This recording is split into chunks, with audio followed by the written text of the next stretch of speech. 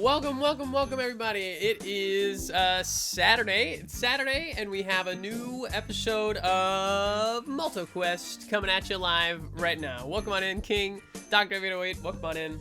We are on Volume 3, Episode 4 of Malt-O-Quest. I'm so excited. We have finally made it back to the hometown of Bradtherius, I think the third, the capital of Tho. And it's so great. I'm so excited. I'm so excited to see what's in the capital, to explore, and to delve into this episode of Malt-O-Quest. Hope you all are having a great weekend. Hope you all are having a good time. And let's get into it, shall we? Let's hop over to our friends and adventurers, our friend venturers in the Republic of Tho. Here we go. Oh, y'all are live and unmuted now. Hi. Hello. Hi. Hello. Hello. Hello, everybody. Hi. Hello. Hello. Hello. All right. Hello. Everyone ready? Is everyone? So I'm pressing play right now on the music, so everyone can adjust their volume accordingly. Oh yeah. Accordingly. Yeah.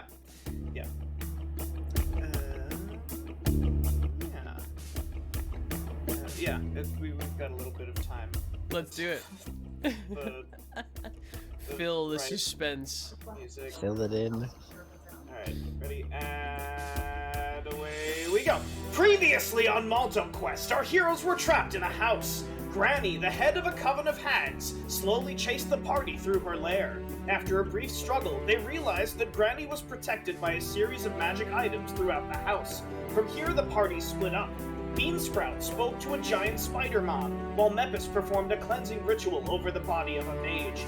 Bradtherius began smashing squishy objects, weakening the power protecting Granny.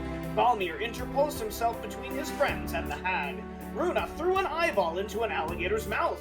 After solving some riddles and searching the house, the party destroyed all of the items protecting Granny. It was then that a creature rose from the cauldron, and with a familiar voice, Balzam, the smoky demon that loves making deals, bound himself to a body made of sticks and heat. Granny used the heat metal spell, knocking Balmir unconscious. Just when hope seemed lost, Runa shot a well-placed arrow at Balzam's head, slaying the demon once and for all. Bradtherius, enlarged and in charge, decapitated Granny. But what awaits our heroes? What will they do, and who will they meet now that they have reached the capital? Find out right now on Malt-O-Quest. Yeah! Oh my god. Yeah! It never gets less epic. Yeah. Alright, It never welcome. Is it technically a decapitation if I stabbed her through the back and then lifted her head off of her body like that? Yeah. Alright, yeah, I'd say yeah. it counts. It Yeah, counts. If Alright. if the head comes off, It's a it's a decapitation. decapitation. I Yeah. love it. I don't have I love anything that rhymes off on my okay. Anyway, all right. So we're gonna start the same way we always do, with fun facts. So Let's we're do gonna it. start with Balmir. Balmir, do you have a fun fact about yourself for us? Balmir's fun fact is that he's like really excited to get like some artisan bread from the capital bakeries. Nice. Oh, I love that. All right, Beansprout, you are next. Do you have a fun fact about yourself? My fun fact is that somebody recently told Beansprout how long people live, and she is very sad that if all of us live to our natural ages, all of you will die, and I will have to watch that. Well, not Runa, right? Isn't Runa also an elf? Runa's half. Oh, Half elves live to like 180, 200. okay. Wow. Yeah. But elves are like 5, 6, 7, 800. Wow. Okay. Um, Damn, that's sad. yeah. Oh, it's so sad. Who did this to you, Beansprout? Alright, next up, Bradtherius. Do you have a fun fact about yourself for us? I do. So Bradtherius' fun fact is that he is undefeated in drinking competitions in the capital. And so that's his fun fact. Nice. I love that. Sounds like a challenge. Yeah, well, it is. Definitely is. Step to the plate, buckos. All right. Mepis, do you have a fun fact about yourself for us? Yeah, fun fact about Mepis. So, every morning he faces the rising sun, and it'll be one of the few times where he'll have no clothing on for the most part. So he'd be just kind of taking in some sun rays. And he'll just be facing the sun, eyes closed, hands behind his back, and just kind of doing that. Nice. I like Just that. soaking it up. I love that. That's really cool. All right. Last but not least, Runa, do you have a fun fact about yourself for us? Yes. Runa has always wanted to milk a cow. She just always felt like she'd be really good at it. Awesome. Okay. Okay. Yeah. So. Yeah. So. She loves cows. All right. Okay. That's all right. So. Just we're like starting that's out- college. Yeah. So we're. She starting loves out- them in different ways, though. Okay.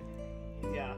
Nice. Lots of different kinds of. One's a platonic love. One's a squirting love. Oh my god. So we're starting out where we left. You five are walking in through the southern gate of the capital. So you have a map in front of you. Everything on this map is common knowledge. There is a map basically right around the entrance for the southern gate. There are a couple of guards that just give you nods as you walk in. And you remember that when you left Bolthos all those weeks or months ago, Pragan had told you that he would meet you at the southern gate at the first of every month. He was gonna come out and just like look for you. Right. Southern gate, noon. It is 2 days until the first of the month. Okay. So you have 2 days before you need to meet with Pragan. Okay.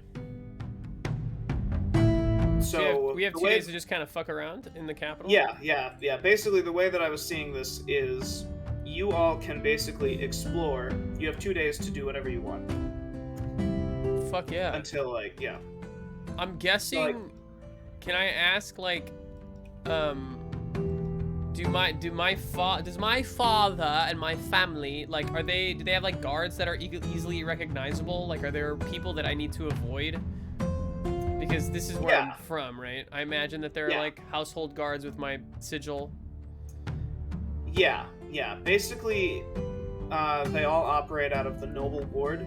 Okay. Your father and his agents, and his personal guard, anyone that would know your face, Okay.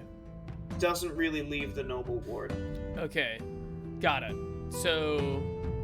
All right. Cool. Can we disguise him anyway? Yeah, you can For fun. definitely do that. Disguise For me? Okay. So we're walking into the gate. I'd stretch out my arms. Home sweet home. Now, if you all want to get a drink with me, I know just the place to do it. Can Bradtherius and Runa trade clothes? What? As a disguise? Wait, what? I love this so much. So Runa's just wearing his big baggy Swimming. and you're just in like this tiny little. It's just like Chris Farleying in this Oh my in God. this outfit. Oh my god. Runa, do you doesn't have a have to disguise happen. kit? I thought I did. I thought you did too. Cause I you're- have an entertainer's pack. Is there a Okay, disguise yeah. kit in there? No. There should be. That's so weird. There should be a. I thought I definitely had Yeah, one because I thought you did. when we stuck into the brothel. Yeah. I think you have a disguise kit. I want you to roll me. So then we'll have you roll a straight up performance to try and Not doll deception. Bradtherius up. It could be deception if you want it. It could They're be, both 6. I don't care. Okay. Okay. Oh nice. my god. Yeah. So Oh taking Christ. scarves and hats and different colored Oh pieces man. of clothing and like little things with makeup, you change up Bradtherius. You give him like a little fake mustache. And Bradtherius, you no longer look like your average self. Okay, so I'll take off my glasses. Okay. Yeah, that's basically From what Superman into Clark Kent. Yeah. Wait, no, the opposite. The opposite. So I'll put on more glasses. happened. Yeah, it's on Hold on. another set of glasses. Just a different pair of glasses. But you're completely unrecognizable. Yeah. So the first thing, because There you go. you hear as the guards pass you by, Mhm. one of them stops you.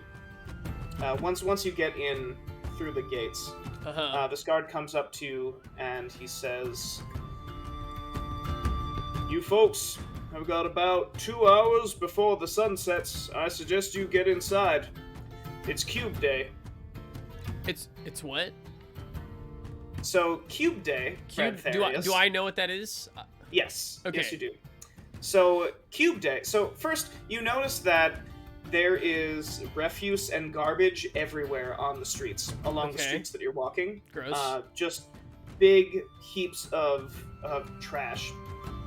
And so, you'll notice that on the map, there are little holes in the ground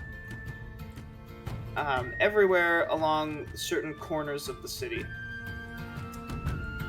Oh, yeah. Bradtherius, you know that the reason for this is because each of these holes has a very large gelatinous cube that Whoa. that once a month they let them out and they slide along arcane tracks on the ground on all the streets of the city, Okay, and the gelatinous cubes just eat all of the garbage got that's it. on the streets. And then they do this once.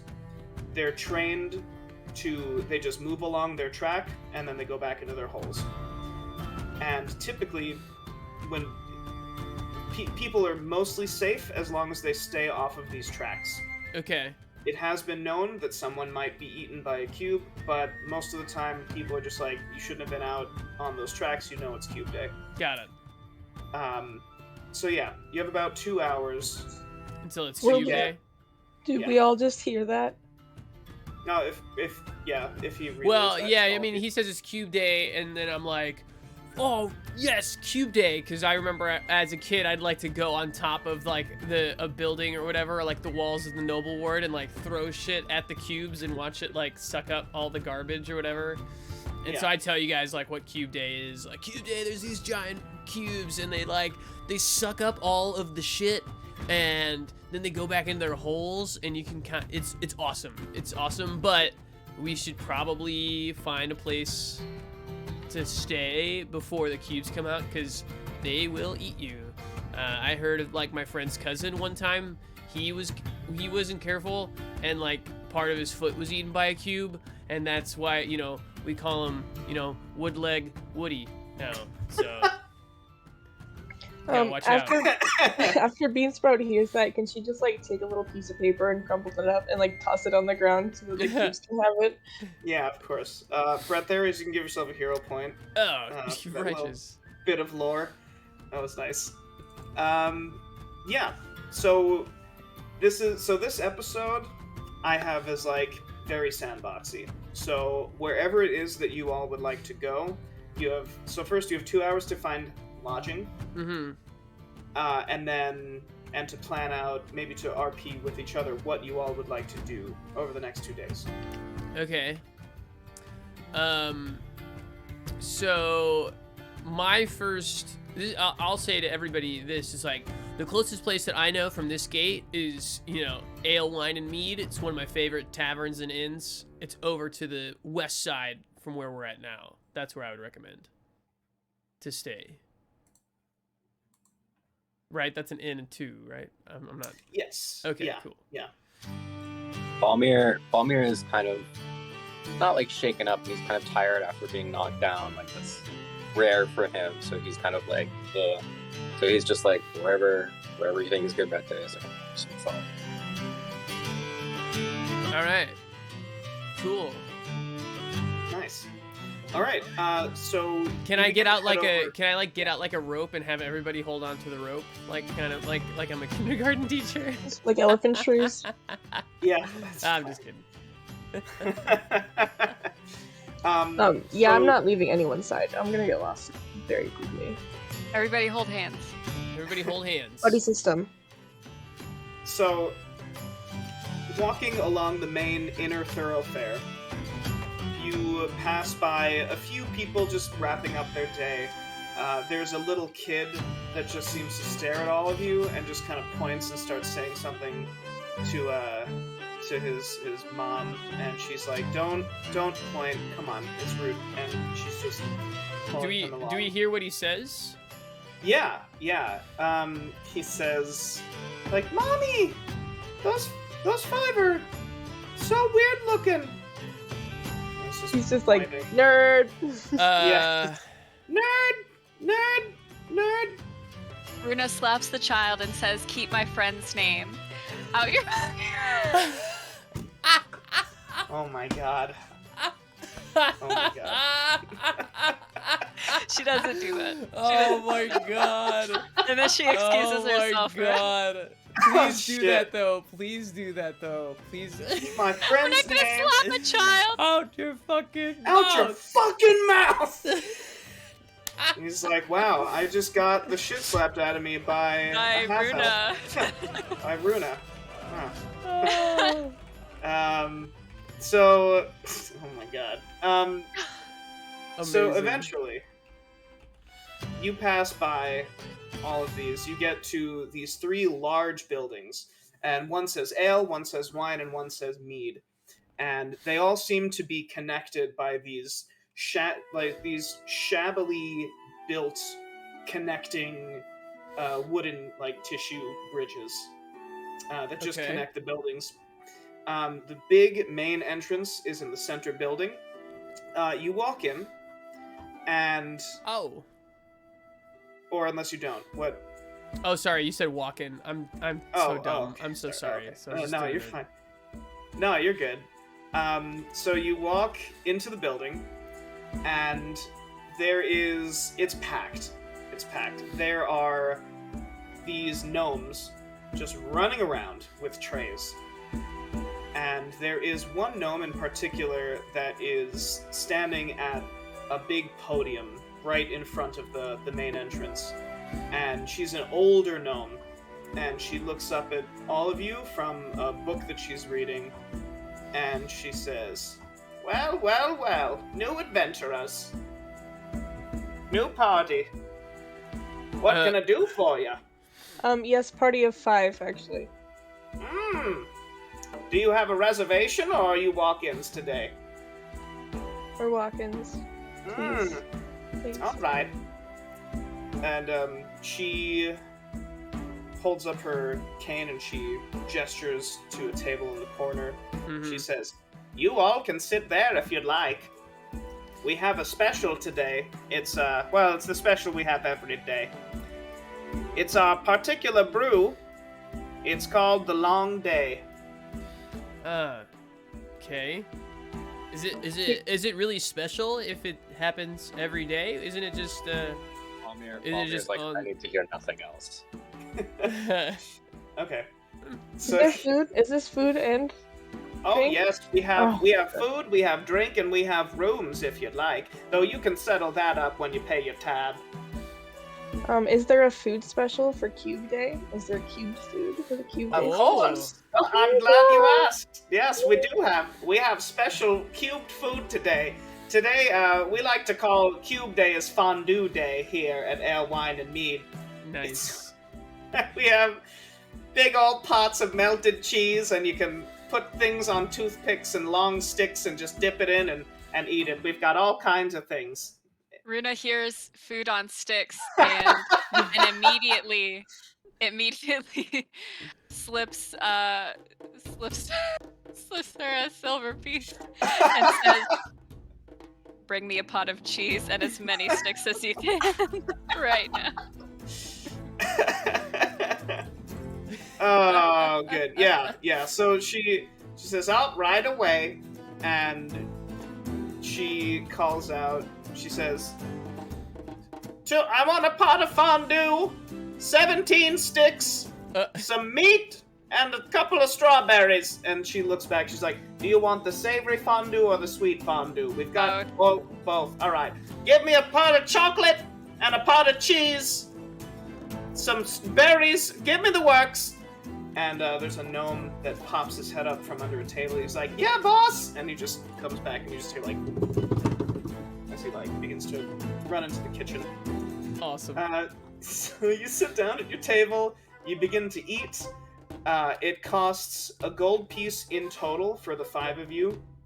I got it. For fondue day. Because Runa's gonna eat most of it.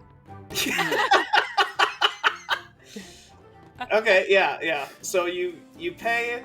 The gnome comes up to you after you're done. After you're all pretty full from eating all of this cheese and chocolate and dipping things. Numb. And she comes up to you and she says, "Well, I hope you enjoyed your meal.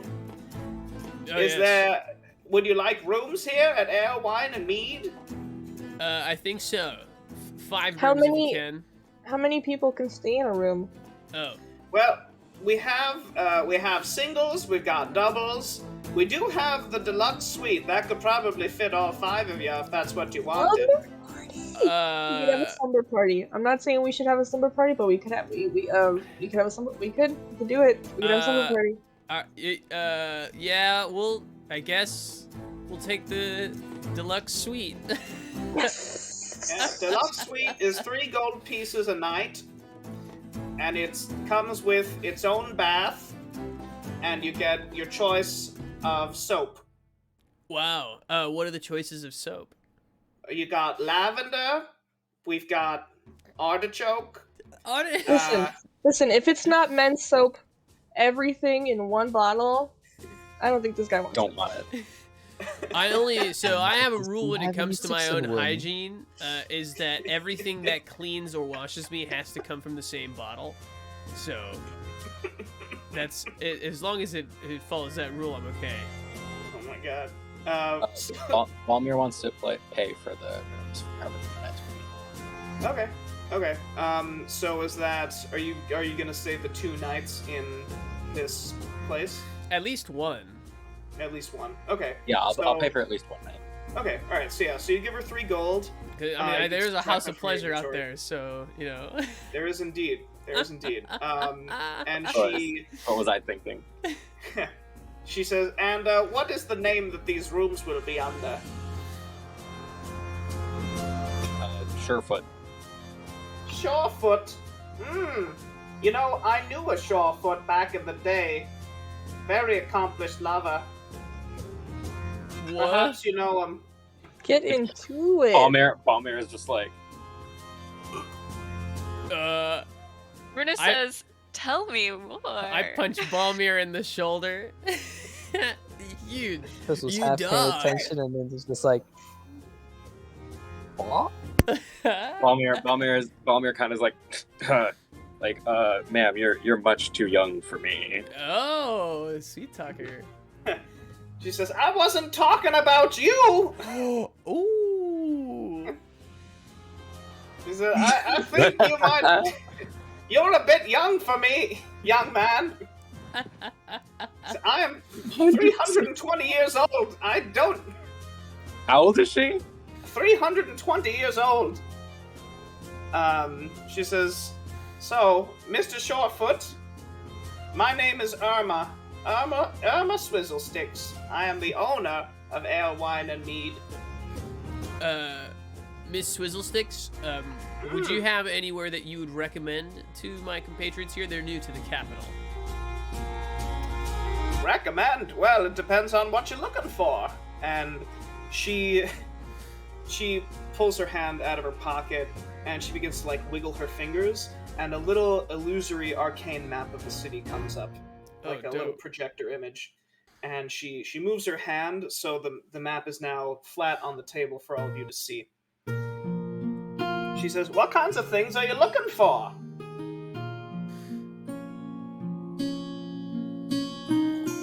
Balmir mentions that he wants to find like a bakery. Ah, yes. Well, you'll find all kinds of good food in the larder ward. It's a bit north of the city, in the opposite corner of where we are, in fact. But you'll find all sorts of strange and exotic foods up there in the larder ward. We have, it could be, there are plenty of bakeries. There's a good crepe place as well up there. And then, yeah, so... They're called Holy Crepe. Holy sure, crepe. yeah. Yeah, You know what? sure. Fine, that's canon. Yeah. It's called Holy Crepe. Holy Crepe. It's up there in the larder ward. Holy crepe. Iconic. Across the street from Meiji, look. Nice. It's actually a law that every shop in the capital has to be a pun. It has to be, yeah. I didn't make the rules, but there we are. Surely you're looking for more than just good food, though. Can Runa like whisper something in Irma's ear? Yeah, sure. Okay, she says, "I'm on a secret mission that no one else can know about. Where can I find a place where they make clothes?" Clothes? So she points to the service ward and to the trade ward and to the market of many. She says, now, the market of many, that's where you'll find already completed things, typically, that once they've been made and they've been embroidered and labeled and all sorts of things, dyed and such, they'll be selling that at the market. However, if you have raw materials, you'll want to go to the trade ward or the service ward. That's where most of our specialty jobs go for all of their things of that nature. Okay. For services rendered and things you want to trade or sell or buy, I would recommend the top left corner of the city, the northwest corner of the city. Is there anywhere that you would say we shouldn't go? Anywhere we should stay away from? So she looks at the bottom right-hand corner of the map, and she says, "The Sludge Ward." Now, there's a reason they call it the Sludge Ward. I have a lizard named Sludge. She gives you a nod. She gives you a nod. Okay. That's she nice. Says, "That's nice." The Sludge Ward. Now, you all seem like you're not from around here. The Sludge Ward is called that because it doesn't have any roads that go in the middle, so the cubes can't get to any of their garbage. Oh. So it just piles up and becomes part of the ground, and it develops a nice fine layer of sediment and grossness. I wouldn't go there, particularly. I want that to go is- there. I totally Oh, want to go Alright. there. Don't worry, you guys. Okay, The House of Bliss okay. is like on the. I want to see what the table is. What is the table that's in the middle of the Sludge Ward? I've Oh, never been there. no. Father would never allow The me to go there. table. It's in the middle of the Sludge Ward. Yep. All right. Anywhere else that you'd like to know about? Would need Would you like know to bring where you back find anything? an herbalism kit. Ah, yes, herbalism. So she says herbalism. Ah, similar to apothecaries. Well, that would be in the trade ward. There is a place called Your Best Buds. They have all the herbs that you might need. Oh my god. And I hear that sometimes they even teach classes on herbalism. Okay. You'll be able to find what you need up there. Your best buds. Amazing. Oh, I love it. So she says, now, when you get into the service ward, in between the service and the trade ward, you'll notice that there's a place called Riders. Now, don't be allured by the fact that they cater to adventurers. It's not as nice a place as this. Oh, I see. It's an inn. It's a competing inn. Indeed. It's run by an adventurer named Ryder, one of those bird people. Oh, do you not like bird people? I have no problem with them myself. They're quite up in the sky, and I'm quite close to the ground, so I don't really associate. I see. Nor do I understand it. But can you? What time is it? And do you have access to your roof? Can we have access to your roof? It's about 6:48 in PM time, and yes, you can get up on the roof if you'd like. We have our kegs up there. I'd need you to be escorted because I don't know you, but if you'd like to come up, we can give you a nice little tour where you can see the roof of this establishment. I looked at everyone else and I wanna bring everyone to the roof so we can throw things at the cubes as they come by. Just like I did in my childhood. Nice. Yeah, so you get up. They're like, all the sticks are made of wood. If you want to take those up, just like throw them Yeah. up. So, like darts. Yeah. So we can make a game of it. Irma takes you up herself, and she opens the door to the roof. You all climb out, and you see the city at night. And there are various arcane lights, like lampposts almost, that line the streets. And as the final rays of the sun duck behind the walls, the great walls of the city, you hear this like sloshing sound as you see these cubes begin to come out from around the corners.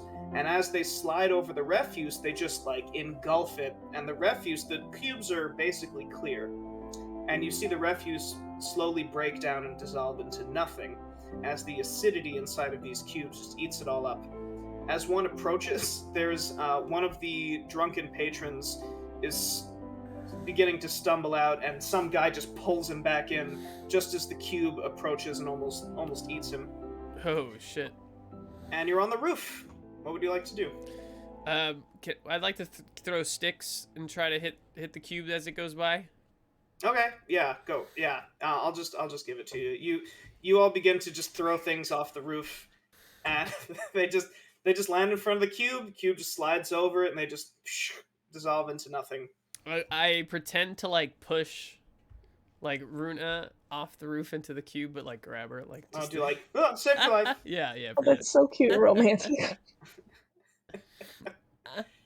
Yeah, that happens. Okay.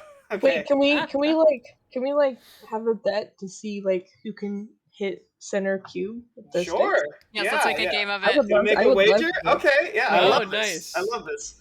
Okay, yeah. So I want all of you to roll me. All right. So ordinarily, I would call this a sleight of hand, but if you have a skill that you would like to try and justify, or if you think that you can justify a skill to me to use other than sleight of hand to try and dart these at a cube as it's coming, you go ahead. But for now, those of you that would like, I'll use sleight of hand.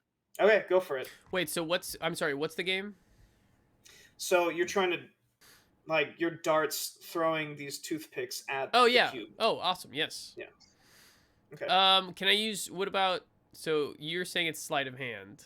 Yes, but if Can I? there's a What about skill- athletics? How would you like to use athletics to try? It's an advanced technique where I do like a side like jump and then I put all my energy into the dart. Okay, so you just throw it really hard. Yeah. Okay, that's fine. That's justified. Yes. All right. Wow. I'm gonna say Beansprout like winds up to throw it really hard, and she's like, "Yeah!" And she like yells, and it's like, beep.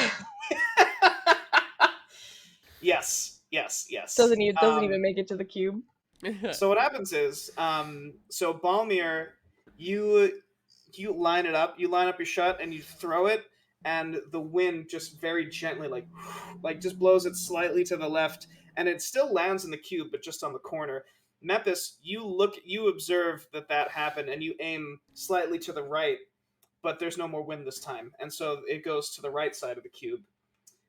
Runa, Balmir's like, I'm better with the bow. yeah, exactly. Runa, you look at both of the two of them, kind of fucking it up, and you actually put a little piece of cheese on the end of yours, so it weighs it down a little bit, and you throw it. It hits just around the center of mass on the cube, and Bradtherius doesn't just runs up and jumps and throws it as hard as he can. Let me show you what's done. And it lands dead center in the cube. And Beansprout, looking at this, also tries to, and she does a jump, but she throws it right into the ground. Yeah, Bradtherius, you have won this. Bradtherius wins? Wager. Yeah, got a 22. But Runa got a 23. That was her No, Runa got performance. that was For her performance. Yeah, I was Runa rooting got for a you. How much do you give me? How much do I win? I don't know. No one set terms for this wager. I will before give we you did 2 anything. silver pieces. Pay up, buckos. I don't know. All right. So yeah. Balmir also gives 2 silver pieces. Hey. Okay. All right. I guess it's 2 silver then. All right. Yeah. Nice. Mepis, was there anything that you wanted to do before you all call it a night? We also in like a tavern type situation. Yeah. Yeah. We I think we should like have a drink or something, right? Before we turn in. Absolutely. Yeah. Drinks So I'll on say me. that Nice. So yeah, so you ate, you went up, you threw some stuff at the cubes, and then the cube resumed its track on its way out. And then after that, you come down for a drink before you go up to your rooms. So yeah, go ahead, Mepis. Right, so Mepis goes to the group and he goes, "Oh, I've been wondering. We need a name for the group. Oh. I have some ideas here. Spitfire, right? Oh, okay. A name for the group. Here's a number of things that we've done that could potentially be a part of our name. The Ark of the Fang, right? Fang, Arka's Bane. Oh. Killed the hag's granny. We killed the hag's granny. We killed number 9, the goblin. With Hope. Okay. Oh, I like this. What about the Fang technically, gang? What about this? You live this one, but there is technically Crusaders of the Temple of, was it Morden? Yeah, Moradin. Yeah, right? Dwarven. We did them. We That's did them. true. That's true. No. What do you think of this one here? The Bulthos Bamfs, right? Oh, the Bulthos Bulthos Bamfs. Yo, Okay. I love that. I the love Bulthos 5. The Bulthos 5. the Bulthos 5. Like my favorite band, the Flaxen 5 from the capital. Oh my god. I used to love them growing up. Anyway, keep going. He says, I have one more to Elvish. Los Campeones de Bulthos. Oh, that's Elvish, right? That's Elvish. Yes, it is Elvish. That is Elvish. I know because I speak Elvish. Yeah. So I love what, both those Bamfs. I also love, since 2 of us are elves, I also love the Elvish name. Campeones de Bulthos. Should we take a vote? Like, I love this. This is amazing. Anyone else have opinions? or something else, anything else? Any other ideas? I'm liking both those spamps. I love the both those Bamps. Those Bamps are just The perfect. Bulthos Bamfs. The Bamfs one? Yeah, I like the Bamfs one too. All right. The Bulthos had- Bamfs. Both those Bamfs. So I at this, we're have- gonna. No, go. Sure. At this, where I want to challenge Bradtherius to an arm wrestle. Arm wrestle? I thought you were gonna say a drinking contest. But yeah, we can arm wrestle. It's an arm wrestle. We can arm wrestle. If you lose, hold on, tell him, if you lose, Mepis, you have to come with me to the House of Bliss tomorrow. Oh, he's what a twisted your those arm. are steep steak. Yeah.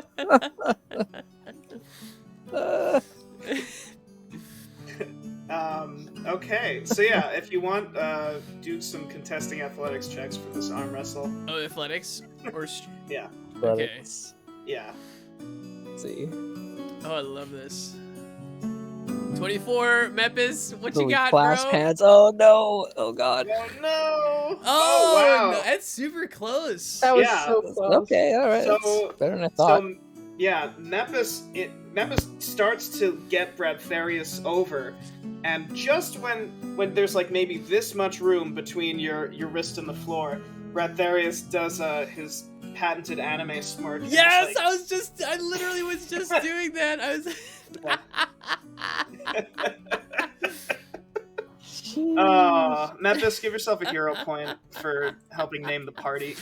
Oh my god! I have love so that. in the Google Doc for the party, I've had a whole thing that just says like waiting for the party name. Oh my god! and Insert so- party name here.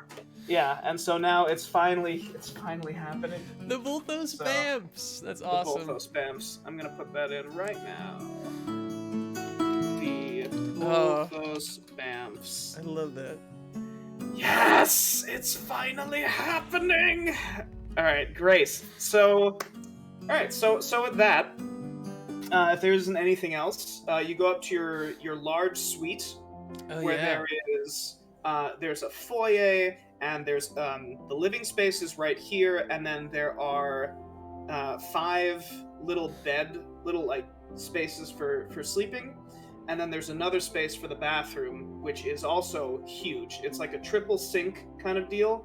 And there's a big bathtub as well, with drainage.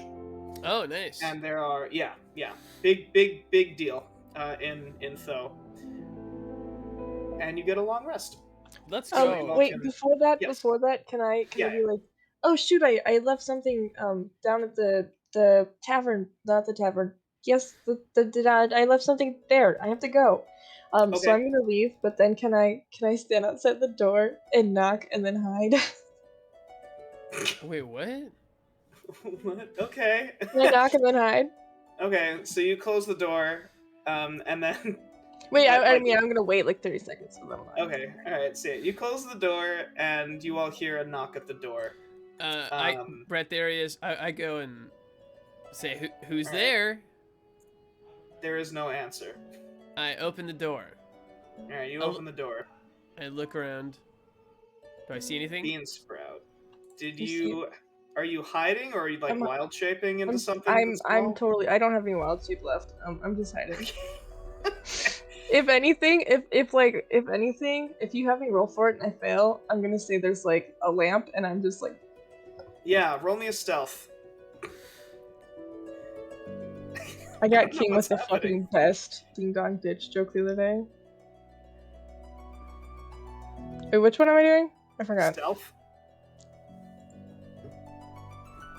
All right. Yeah. So I look you're, around. You're hiding. Yeah, you look around. There's nobody there. I There's like an armchair. look in the around and hallway.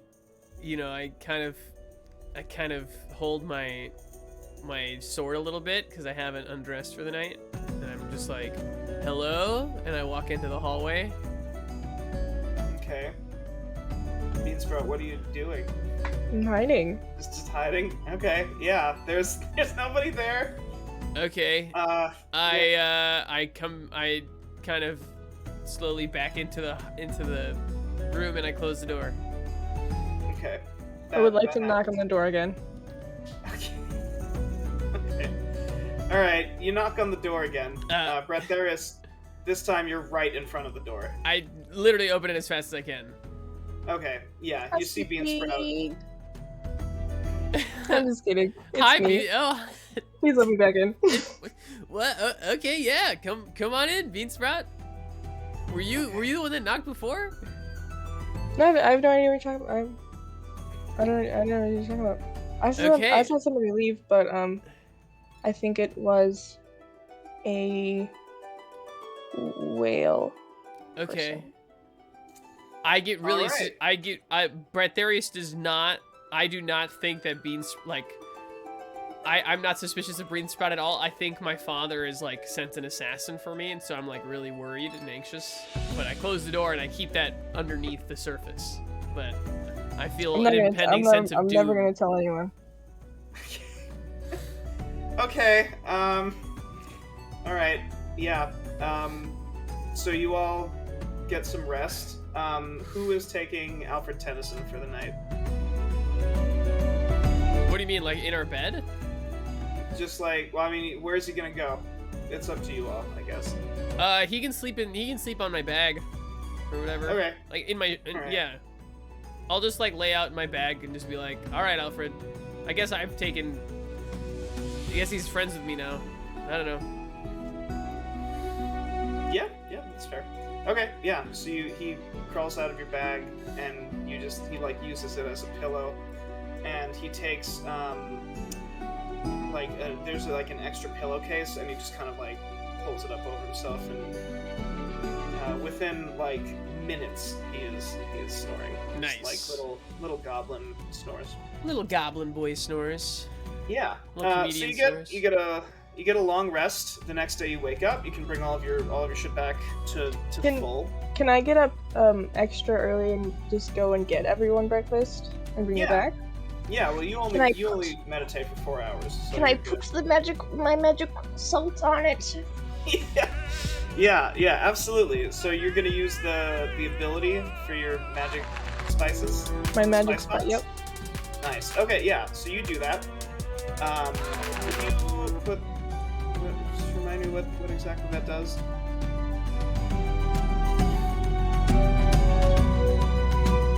I think it's in your bio section. There it is. Yeah, what kind? So you're using salt? Yeah, I remember that Balmir last time it was Cuban, and Balmir was like, so I'm gonna try salt this time. Okay, yeah. So the next morning you all wake up, Beansprout has breakfast already on the trays, getting ready. She sprinkles a little salt on it. It seems to add such a great flavor to everything. You all have 5 temporary hit points for the day. Nice. Very nice, very nice. I think so. Beansprout brings in breakfast. I think I'm eating breakfast. I scarf it down, and then I grab Mepis, and I go, "Come on, Mepis, we're going on an adventure." And Are you going to the House of Bliss? Yes. I want to go. Yeah, so what is the game plan for all of you? Mepis lost, so I go, Mepis, you lost, you know what that means Yeah. we're doing today, so I'm taking you to, like, the House of Bliss is, like, a place that I've always wanted to go, never could go, because my dad would fucking flay me alive if he knew I was anywhere close to the Sludge Ward, and so I just want to take Mepis, I knew that probably no one would agree to come with me to the House of Bliss, but I'm like, I'm taking Mepis to the House of Bliss. All right. So you're I'm bound by honor. Bound by honor. He's acting all like that about it. I have no choice. While this is happening, He's looking over, see if anyone buys it. Balmir is gonna go and get, like, he's not gonna go to the bakery or anything yet. But he wants to go and get, like, or he wants to go to the barracks because he saw there's like a barracks on the map, and he wants to just like talk to the soldiers, see if they like know any soldiers in common, and he wants to like donate a couple gold pieces to them so they can have like a nice meal or something. Oh, nice. Cool. Okay. Runa will stay with Beansprout. Okay, so Runa, you can go if you want. I can No. go. I don't want to. I don't want to interrupt their bro time. Bro All time, right, no time. So Bradtherius and Mepis, you're going to the Sludge Ward. Yes, we're walking to the on our House way of over there. Bliss. Yeah. Balmir, you're going to, I guess, the North Barracks. And then Beansprout and Runa, where would the two of you like to go today? I'll tell Beansprout that I have some silks I want to get made into clothes. So if she wants to go with me to the service ward and do I actually I would love to do a little shopping. Have a little shopping girls trip. that. Yes. Okay. well- We can go to the Market of Many and amazing. Yeah, I the think service that would ward. be great. We'll do Oh, all so that stuff good. while we're there. I love that. All right, so we're going to start with. We'll start with Mepis and Bradtherius. So the two of you are walking around. You pass by many a civilian as they're going about their day, and eventually get to the sludge ward. Now, this area certainly lives up to its name. There is a fresh coat of just mud on the ground as people are trudging through it. A lot of them have thicker boots than you've seen in the rest of the capital, just to get through things. And you're walking down the main street, going down that borders the sludge ward and the south ward. In front of you is a very large building, and you notice that the building is of the rounded design of the elves. Mm-hmm. You notice that it shares a lot of qualities with the Junot Chateau, Yep. and it says in both Common and Elvish, House of Bliss. So this is where I turn to Mepis, and I say to him, "Look, this is where we're going, but not quite yet. There's a place that I've heard of in the House of Sludge. You remember that friend of my cousin who got his foot taken off? He used to live apparently over here, and he talked about this place called The Table. And I knew that no one else would probably want to go trudging through the sludge with me, but I just want to see what it's all about. So we'll come back to the House of Bliss afterwards, but right now I want to take you through. I need a companion to go to see what the table's all about." So that's what I tell my is the bliss will come later, but I really just want someone to come with me to see what the table is all about, because I've never been to this area of the city before, and you know what I mean? I just want to check it out. Is that cool? Yeah. Oh yeah. All about it. Yes. Nice.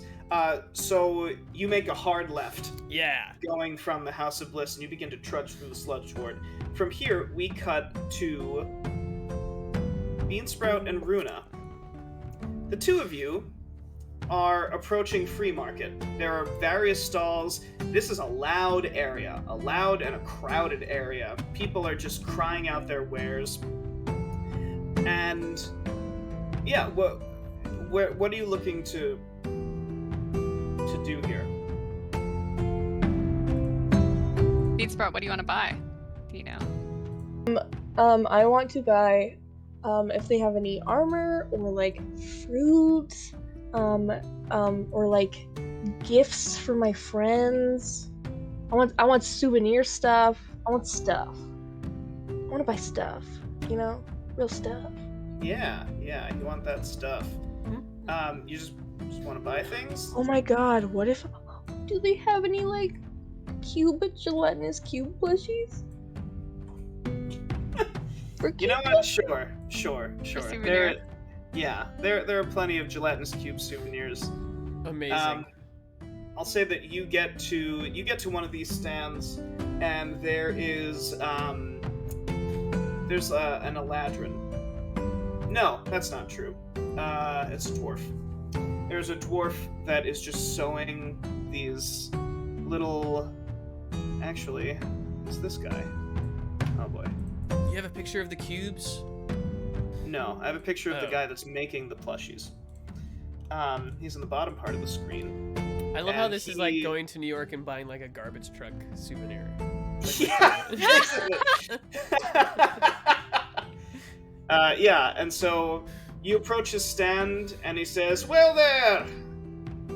You look like an inquisitive bunch. You looking for a marionette of some kind? A little toy for your wee ones?" Yes, my wee one loves toys. All right. So you negotiate. He does make cube plushies. He says, every cube day there's at least a few people that want these," and he like, and there's like these little light blue-green cubes with a little squeaky in the center of it.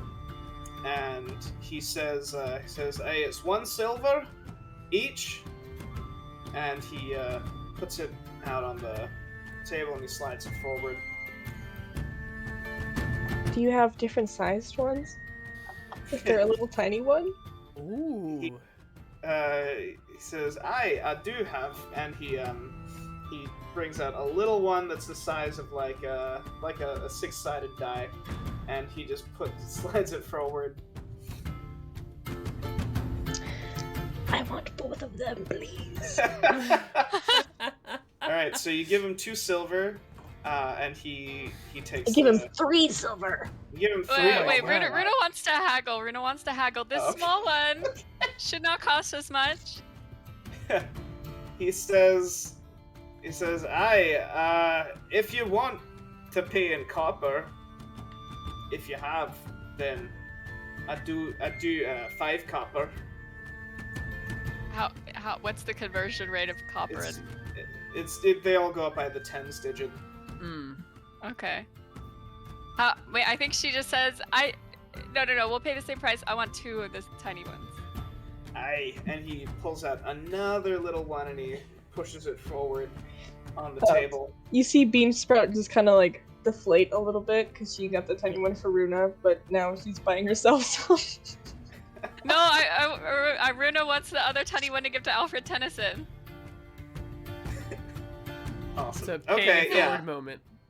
Yeah, so you purchase these. From here we quick cut to Balmir.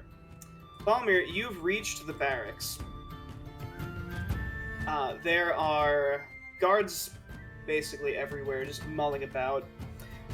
One of them comes up to you and gives you a little look over, sees the insignia, and also sees your shadow cloak, and gives you a salute. Balmir salutes him back. Nice. It's this guy on the bottom. And yes. Is anybody else not seeing anything change on our screen? Like I didn't see the last one. I was gonna say I Oh, didn't I- see the dwarf or this guy. We're I still see the oh. Maybe I need to refresh. I just see the I green didn't see the things. dwarf, but I see 3 soldiers and then 1 soldier. Okay. Yeah, yeah. that's Oh, what I've okay. seen. Can you Yeah, you show might the just wanna dwarf reload it. again? Yeah, of course. Sorry. No, you're good. Oh, so he's this on is the bottom okay. right This part is of the great. screen. Yeah, the Oh, stream there he the is. stream literally just saw like the Saw the nothing? green place. Yeah, That's all sorry. I can see Okay. too. That's all Here I you can go. no, see. you're good, Here you you're go, good. chat. Thank you. This is the dwarf Nice. boy. Nice. Look at him making marionettes Nice. and toys. Yeah. Plushies. So we get back to the barracks, and this guy comes up. He says, "Citizen, or sir, what brings you to this barracks? You have an incident to report?" Balmir says, "No, sir. I just wanted to donate a few gold so you and your soldiers can have a nice meal tonight." So he says he looks very surprised, and he says, he does the two-fingered whistle, and these three guards come over, and he says, "Hey, tell them what you told me." Balmir looks at them. Balmir gives each one of them a gold piece and says, "I'm paying for your boy's dinner tonight." Damn. Oh shit! It's a week Wow. of dinners. Wow, yeah. Yeah. Give yourself a hero point, Balmir. And all the guards, they just they take out their swords and they just start beating them against their breastplate, Cool. and they sheathe them again. And this guard, he puts his hand on her shoulder. He says, "Anytime you need anything, you ask for Captain Brahms. That's me." And he Nice. gives you a nod, and he says, "Who do I have the pleasure of speaking to, sir?" Lieutenant Balmir Surefoot, sir. Lieutenant. Very nice. And you notice that there's an insignia on his. He's a pretty high-ranking official in the guard here, and he says, "I think I recognize that cloak as well." Very nice. And and he says, "Won't you join us for a quick bite?" Love to. All right. So you sit down with these guards, and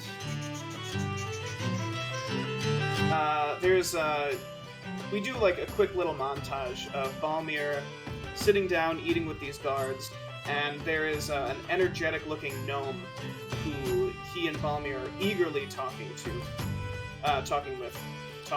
each other. Jesus.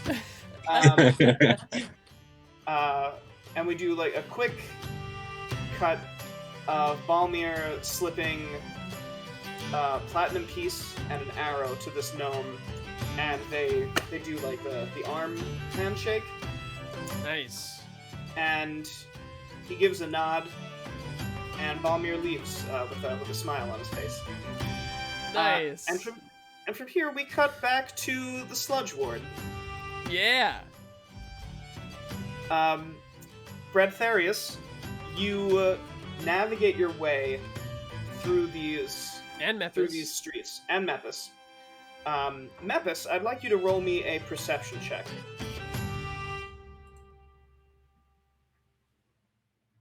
Check, all right.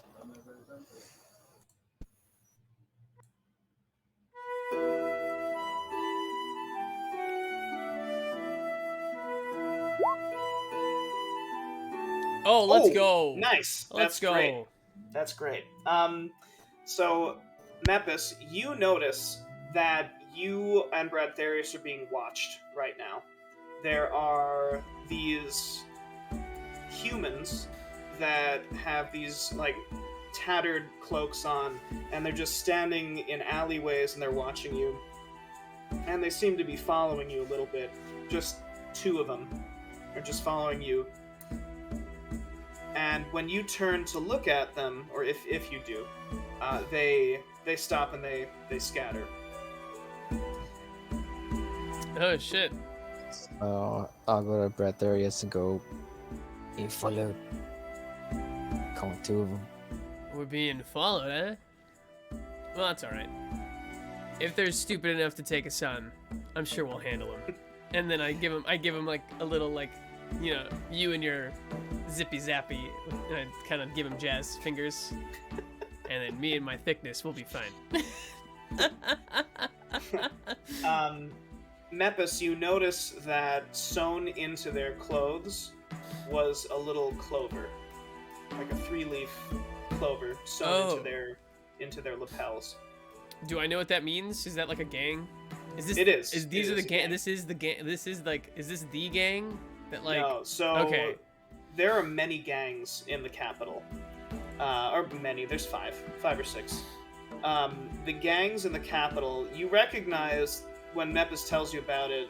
That is the telltale sign of the Charms, which is a gang in the capital.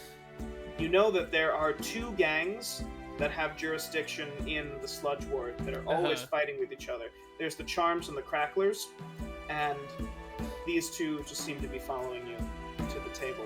Okay. So I tell Mepis, oh, clovers, huh? They might give us a little bit of trouble, but not too much. They're part of a gang here that I've heard about in the Sludge Ward, but I'm pretty sure we can hold our own. Nice. But when he tells me about the clover, I just rest my hand on the thickness on my greatsword. Just kind of, I'm ready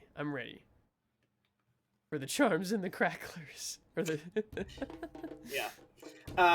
Eventually you get to the table. Yes! It is a building that is, let's see, guarded by a very large man. Holy with shit. very large weapons. Jesus and Christ. he stands with both his weapons out at the front door, and he says, "You seem like fancy boys." Huh. Do I notice anything about him? Like, do I notice anything? I mean, he doesn't have any of the sigils of any of the gangs. Okay.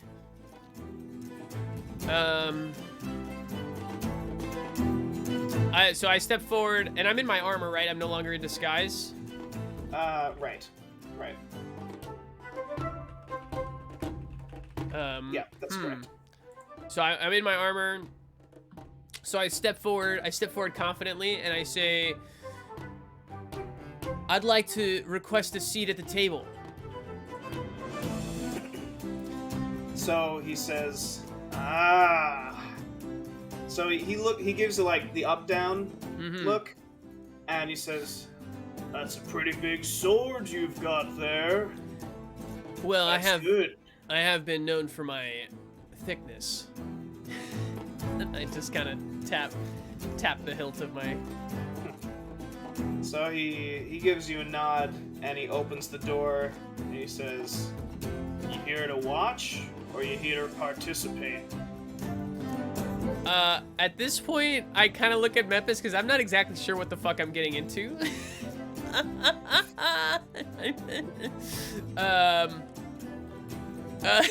Shit, I don't know. Well, I look at Mepis and I go, "I think I'm here to participate." He says, "Yeah, I figured," and he lets you in. Oh and shit! From here, Oh my he lets god! you and Mepis in. It worked. Holy shit! And from here, we cut back to the service, to the market. Runa, Bean Sprout, you've got some plushies. Oh.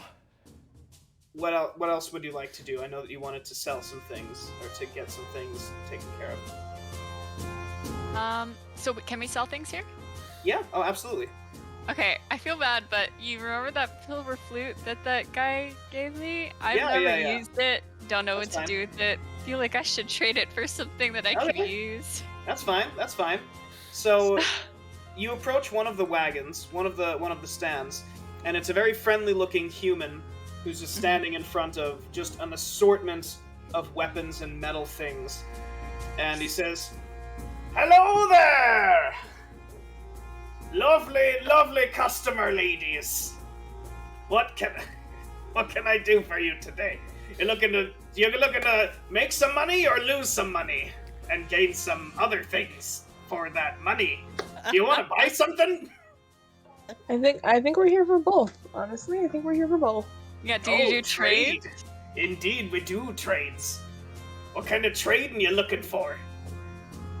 Well, I have a silver flute and a pretty dagger that I would like to exchange for a cooler dagger or armor. Maybe some cool arrows. I don't know.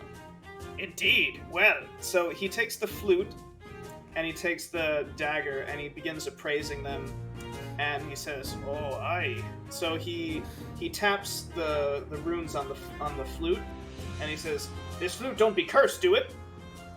No, for sure not. No, I got it from Alright. a really cool dwarf.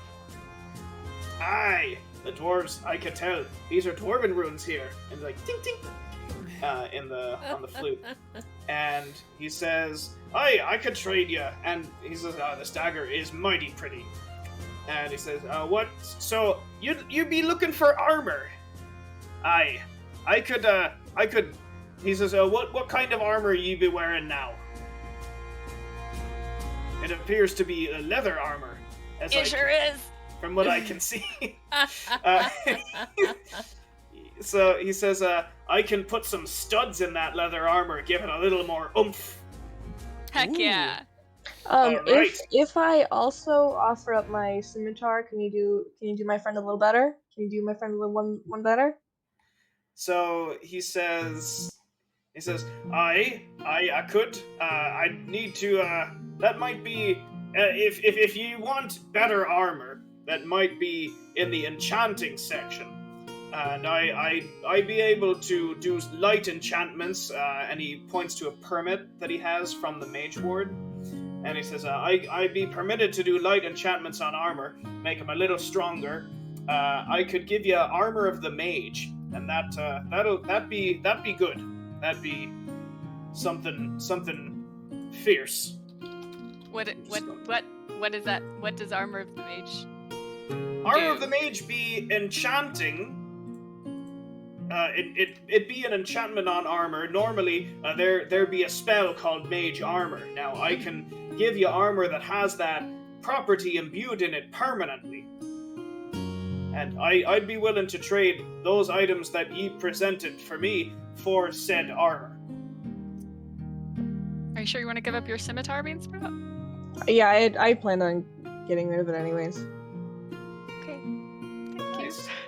Alright, so go ahead and delete those items from your inventory. Okay. I don't know how And to do I'm that. going to add Mage Armor to your inventory.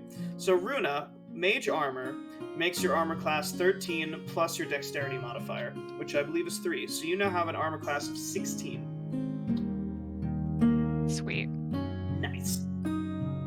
Yeah, that's really nice. You are now very hard to hit. Yay! Nice. After whatever Balmir, you're doing. Balmir, what would you like to do now that you're done eating? Would you like to try and head to the market or head to somewhere else? Yeah, Balmir would like to go to the market and also get Okay. some new armor. Nice. So I'm gonna say that because you're all in this wide open area, at this point, Balmir, you find Runa and Beansprout. And now the three of you are just kind of walking around. Is there any... be there anything else that I can get ye? Oh, hello, Master Dwarf. Nice to see you. Nice to meet you. Are you with these lovely customers? Hey, sir. Aye. What do you have in terms of armor? Well, I just got me hands on some leather armor that I'd be willing to sell ye for cheap. Granted, it's got a bit of worse for wear, but I can give you a nice discount on it. I already have leather armor. So. Aye. Is Runa I still can- there? Yeah, you nothing She has says changed. that's Runa sweat. That should add value. People will pay. People pay for that. Aye, I bet. I can put some studs in your leather armor, make you a bit more oomph. Is there like a blacksmith that we could go to? Indeed. There be blacksmiths, and he points a few streets down where you hear the hammering of hammers. Oh boy. If we're gonna like buy weapons and stuff, should we do it here or at the blacksmith? Well, my selection is quite good, but if you like specific items tailor-made to ye and your own hands and stuff, then I'd suggest perhaps placing an order with the blacksmith, and then the blacksmith will then send the finished product to me, and then I'll hand her the brokerage. Okay. Cheers. All right, so you go over to the blacksmith, and I will just reveal them first before going back to Mepis and Bradtherius. What? Is that So- called Drogo? So these two blacksmiths, it's called the Sword and Shield, and you open the doors. They're very loud clanging. It's these two blacksmiths, these two humans that are just hammering away, and they look up at you, and almost in tandem, they both say, "What do you want?" And then we cut to back to the Sludge Ward. Oh god. Bradtherius, Mepis, you walk in through the doors, and you hear chanting and Oh my cheering God. as there is a crowd of people just like pumping their fists in the air and screaming at something in the center of the room. First of all, it's the size of a warehouse. Okay. And you push to the front of where this crowd are, and there is a huge arena in the center of this crowd where there are these two people fighting and going at it, Oh, and they're okay. like cutting at each other and like just tearing at each other. Holy shit, we And- walked into a fight club. Oh my god. And one of them just finishes Fight pummeling Yeah, one of them finishes pummeling the other one and looks up at the crowd and holds up his sword. He holds it up, and then he holds it down. And he holds it back up again, and he holds it down. And when he holds it up, the crowd begins to cheer very, very loud, and he says, "Yeah!" And he just plunges it into the guy there that's lying down. Oh my god. Twitches once and then dies. He takes his sword out, licks the blood off, and spits it on the ground. Holy fuck. He just shouts, "Are you not entertained?" And then he throws his sword on the ground and just walks out, just kind of like this, into a subsection of the arena. Bradtherius finally gets into the ring and he just like starts looting all the bodies. Holy fuck. You do notice that there is a... Okay, well now that's... I'll go back to regular music. Holy because shit. the crowd has died down a lot, and they're just seem like, you know, some people are now getting popcorn and some people are just like doing their own thing. But you do notice that there is a small hooded, not small, but a hunched over hooded figure that comes out after the victor leaves and pulls the corpse away out of the arena. Jesus. Into another chamber. Bradtherius, I'd love for you to roll me a perception check. Sure, yeah. As you're looking at it. 8. Yeah, Nice. I'm not very perceptive. That's fine. You notice that when the hands come out and take the body, there are all of these stitch marks all over the hands and the arms of this figure that's pulling the body away. Okay. And Mepis, you recognize things of that nature. When you had your vision, when you met the 3 alchemists, you noticed that one of the alchemists was holding these body parts that seemed like they were all sewn together. Oh shit. Okay. Yeah. So I lean over to Mepis and I go, "Hey, that guy's got weird hands." just like, you know, thinking nothing of it really. Yeah. Wow. I see that Mepis is perturbed and I'm like, "What's up?" Yeah. So I've seen those hands before. Ditched. One of them. Do we want to... Are they good hands or bad hands, Mepis? Do we want to go after Bad them? hands. The bad hands, mate. For fuck's sake. Like, Mepis, I'm a very direct person. I need a... Well, all right, okay. So I go, well, let's get a closer look at him. So is there a way besides just running out onto the arena floor to like get to this chamber that the guy is going into, or? No, it's basically the only access is through the arena. Through the arena. Okay, Yeah. so I mean, it's not, you know, we've identified what this place is, right? Yeah, but I kind of want to, you know, we want to. So I looked at Mepis and I kind of see the arena. I see there's no way in. I said, we got to get into that arena. What if? Oh man, do you know any magic that could fake death? Or like, well, like here's my thought. Like, what if we both fake fought each other in the arena, and then whoever died, quote unquote, would get taken by the Stitch Hands, and then we would find out who the Stitch Hands guy is. I don't know. Is that weird? Otherwise, I'd be totally down to just fight some rando and see what kind of loot we get. So as you're talking, you hear a magically amplified voice that calls, "Will the next combatants please enter the waiting room?" And the crowd begins to all file back. So I look at Mepis and I go, "Scratch that. I'm going in." I said, "If I get into trouble, just zap me with the enlargement from, you know what I mean? And we're gonna be fine." I kind of pat him on the shoulder and I go running. my god. Oh my This god. is Bradtherius in like Runa's clothes. I want y'all to remember that. No, I'm out of the Runa's clothes, No, I think, he's- right? I'm in he's my a, he's a armor. regular. Yeah. From here we cut back to the service ward. These two blacksmiths look up and almost in tandem they say, "What do you want?" Balmir just is like, I don't know much about armor, but I would like something new. So when you say armor, the female blacksmith seems to lose interest. She goes back to hammering, but the male blacksmith, he puts his hammer down and he walks up to you, and he just unceremoniously reaches out and begins like feeling your armor and like just like poking it and stuff, and he just like gives you like a little shake. He's just like, "Yeah, this armor sucks." And he says, he's like, "You want metal armor? Studded studs?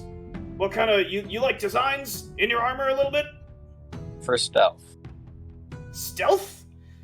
Huh, okay. And so he thinks for a second. He says, "What's your budget?" I can give you at least 5 platinum. He says, "Oh, Oh, Jesus Christ. okay. Well, that certainly does open things up then, doesn't it?" He says, "I can get you a set of ironwood rings. It'll be function like a chainmail shirt, only you won't rattle around when you're trying to run around in it. See? The thing is, ironwood is very temperamental. It doesn't function like metal because it's made of wood. So it's gonna take a little bit, maybe a day, for me to put it all together, especially for a dwarf as, barrel-chested as you seem to be. Seem like you're a very beefy dwarf, so it's gonna take a We're little gonna bit. be here for another day, right? Yeah. Yeah, You- okay, you so have- then, yeah. Yeah, you have another day, yeah. Yeah, so Balmir's like, that's no problem. Yeah, so he says, so he gives you a little scrap of parchment, and he says, "Fill this out, I'll take the payment, and then fill this out, give it to whatever merchant broker you'd like. He'll send me the form, I'll get it to him by tomorrow." Thank you, sir. "Thank you, and come again!" All right. Is that everything that the three of you wanted to do in... No, I want I want something sharp. All right, so you say something sharp, and this guy loses interest, and he goes back to hammering armor. The female blacksmith, she comes over. She has a hammer that she puts at a loop on her hip, and she says, "Yeah, you looking for sharp things? I can make sharp things. Anything in particular you need? I make lots of sharp things. Long sharp, short sharp, pokey, slashy."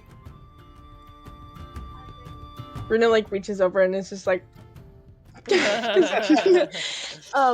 so I had a scimitar, didn't love it. And I have a quarterstaff. That's kind of bonky. I'm looking for something less bonky. Maybe not super short.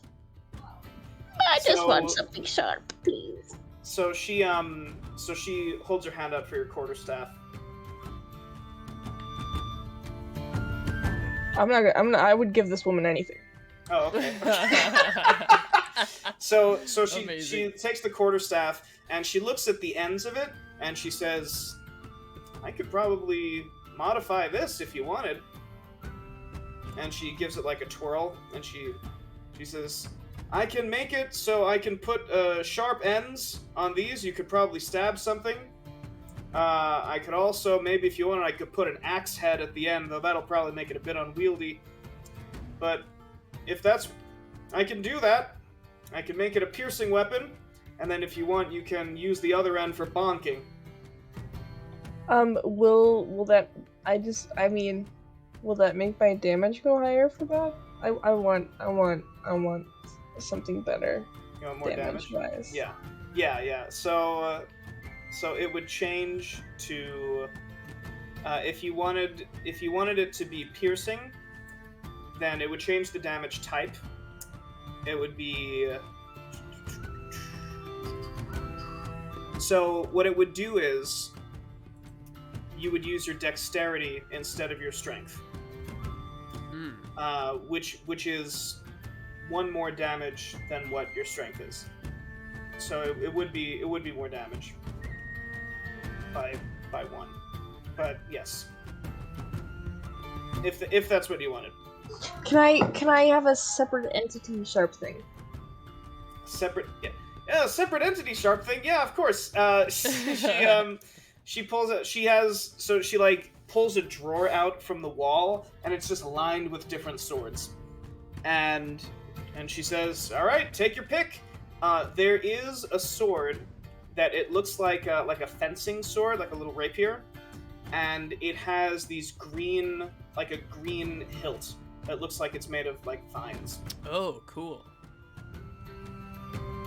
Well, that one seems like it was made for me. Is it magic? She says, the elfin blade. Good eye. I'm an elf. She's, oh, well, that's great. She says, well, so this sword is 30 gold pieces. Yeah, this sword is 30 gold pieces. We can pay over installments, or if you want to put it all now, then that also works. You can have it. I got it. You can have it. I'll give it to you right now. Oh, okay. All right. That's even better. We don't have to go through the broker. That's nice. All right, so subtract 30 gold from your inventory, and I will put that sword in your inventory. Let's go, Elfin Blade. Nice. Yeah, nice. Cool. Nice. Sounds cool. Yeah. From here we cut back to the sludge ward, where Bradtherius, you go into the waiting area, and there's that human from before that had killed that other human. Yeah. And he just sits down, and he's got like a beer. He's got an ale in one hand and a bloody blade in the other. Uh-huh. And he looks up at you and he says, "New guy." I say, new to you, maybe. Yeah. You think you're gonna make it past the first round? I don't know about all that. I'm just here to look around, test what the sludge ward's got. You know, I've heard a lot about this place, but so far, not much has impressed me. He says, yeah, it's not an impressive place. It is called the Sludge Ward, after all. But, you know the rules, yeah? New guy? Well, I know the rules out in the real world, but in here, no, I don't know the rules. He says, oh, that's a shame. So he cocks his head over behind him, and there's a little poster. The rules are no killing unless the audience permits. Okay. 1 combatant per match. Okay. No outside help. Ah, fuck. No magic. Oh, shit. Okay. And, but Mepis doesn't know this, right? No. Okay. All right. Yeah. So he says, let's hope that the audience is lenient with you, new guy. I think you should worry about yourself. And I walk past him. Yeah. All right.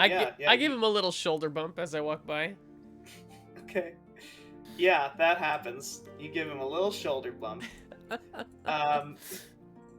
Are you? So I'll say that you're probably the next combatant. You hear on the loudspeaker, "Will the next combatants please enter the arena?" So And- someone's like running in front of me, and I just grab them by the back of their neck and throw them throw them behind me and run out. Yeah, you just hear, hey! And you just... boom, boom, boom, boom. And you run out into the arena. Do I see Mepis? I'm looking for Mepis up in the... Yeah. So I you see try Mepis in the to crowd. signal to Mepis. I give him. I don't know if he understands. I don't know. I'm trying to do like jazz hands and then like crossing my hands like the no, like the like don't do it kind of thing, like jazz no. Okay. I don't know if he You just take understands your me sword. though. Oh, but I'm gonna You just like do this and Yeah. then Yes. like, exactly. do that I know while y'all can't making see eye me. contact with Yes.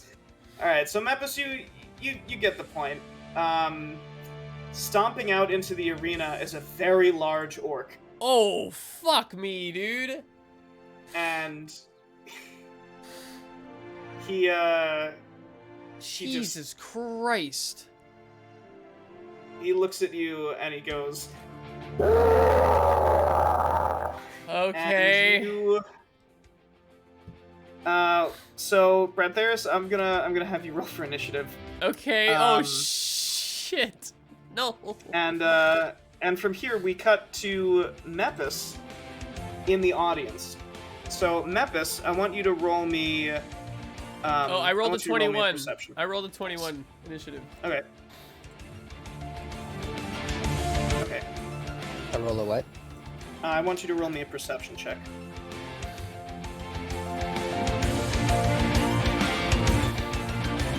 Oh man. Oh no, Okay, so Mepis. 5. All right, nice. So Mepis, you notice that the crowd is going pretty wild over this.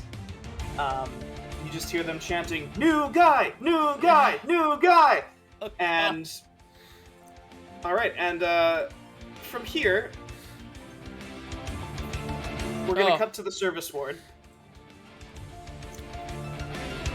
Is there? Where would you all like to go now?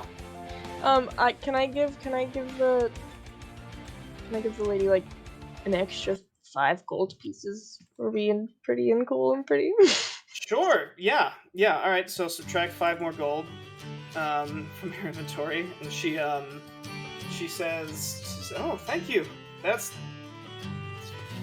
was unnecessary, but we take those." And she just puts them, puts it in her pocket. Oh god, sorry. Never mind. Oh, okay. No, good. Good. All right. Where would the 3 of you like to go now? Sorry, I'll bring you back to the map. If there is somewhere else that you'd like to go for now. Unless Can you want to Runa try and find them. Ask Balmir to like take Cuteknee or take Beansprout somewhere so I To can go. babysit Beansprout. Yeah, I need to go to a place where they make clothes, and I need to go there alone. Okay. Balmir's like, sure, and he's like, hey, It'll be 5 minutes. It'll be 5 minutes. he's like, well, how about we meet you by like the food area or whatever? And Balmir turns to Beansprout and is like, hey, I heard there's some really good bread, and I don't know a lot about bread, but I know you used to work in a kitchen. Can you help me find good bread? I would love to, but look at these things that I got. Look at how cute it is. I'm gonna put little toothpicks in it and remember that night forever.